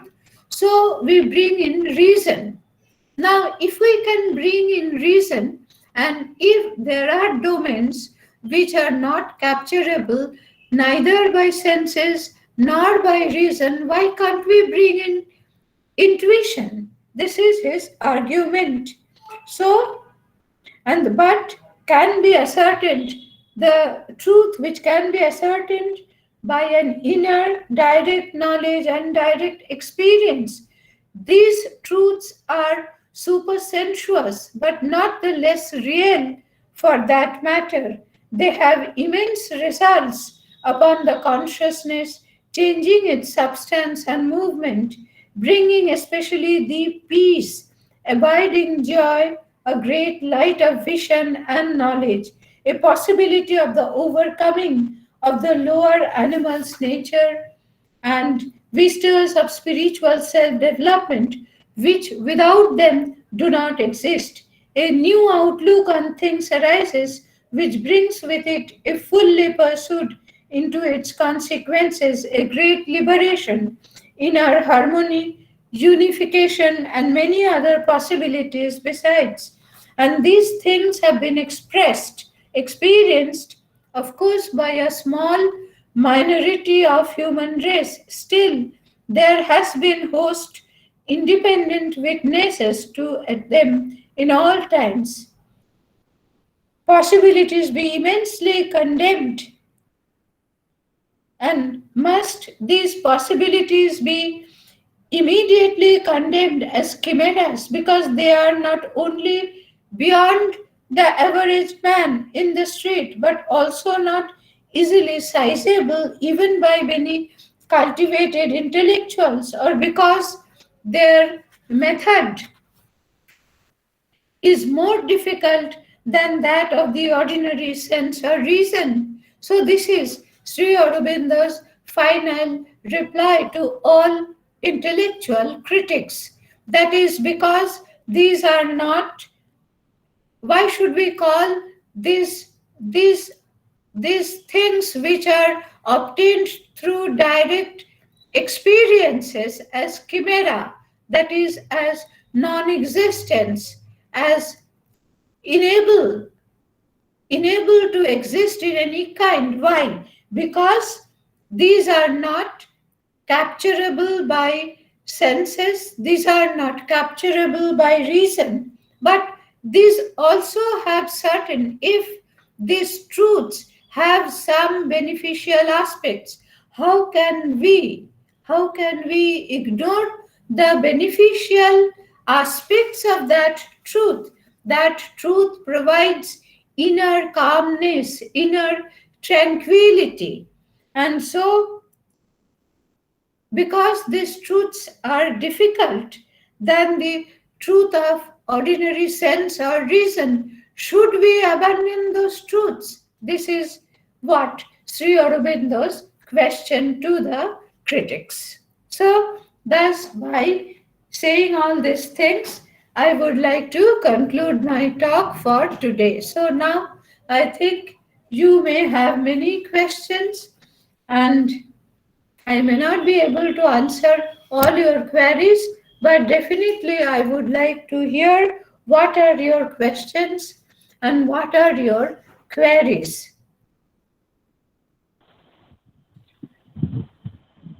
Thank you, madam. Thank you, madam, for your very useful and valuable lecture. It is really very useful, and it will help us to understand and realize the philosophy of Aurobindo from the spiritual point of view. Madam, you have made a very clear description and analyzed the notion of morality, religion, and intellectuality from a new angle. in the light of the philosophy of Sri Aurobindo. And we have also explained the notion of well-being as explained in Sri Aurobindo's philosophy from a spiritual point of view. Madam, thank you very much. Your lecture enriched us. Uh, Madam, can we go for some discussion? Yes, yes, definitely. Definitely. I'd like to request the participants if there is any questions or observation or query to make your observation.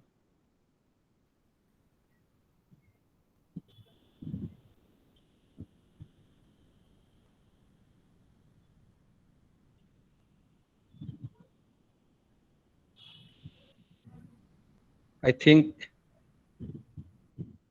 the participants have no query or question. So I'd like to request Mr. Bhobesh Hello, Gain. hello. Hello, hello, Can I ask a hello. question? Can I ask a question to madam? Okay, okay, Hello, okay. Proceed, you can. madam. Uh, Yeah. I, I just want to know that the cosmic consciousness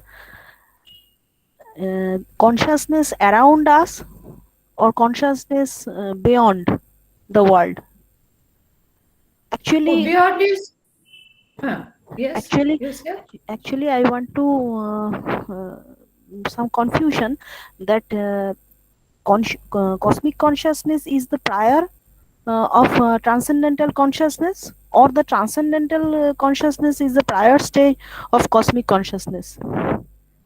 Oh, yes. Transcendental is the highest level of consciousness. That is Brahman. And cosmic consciousness, when it is in the cosmos, in the world, in the around, it is cosmic consciousness.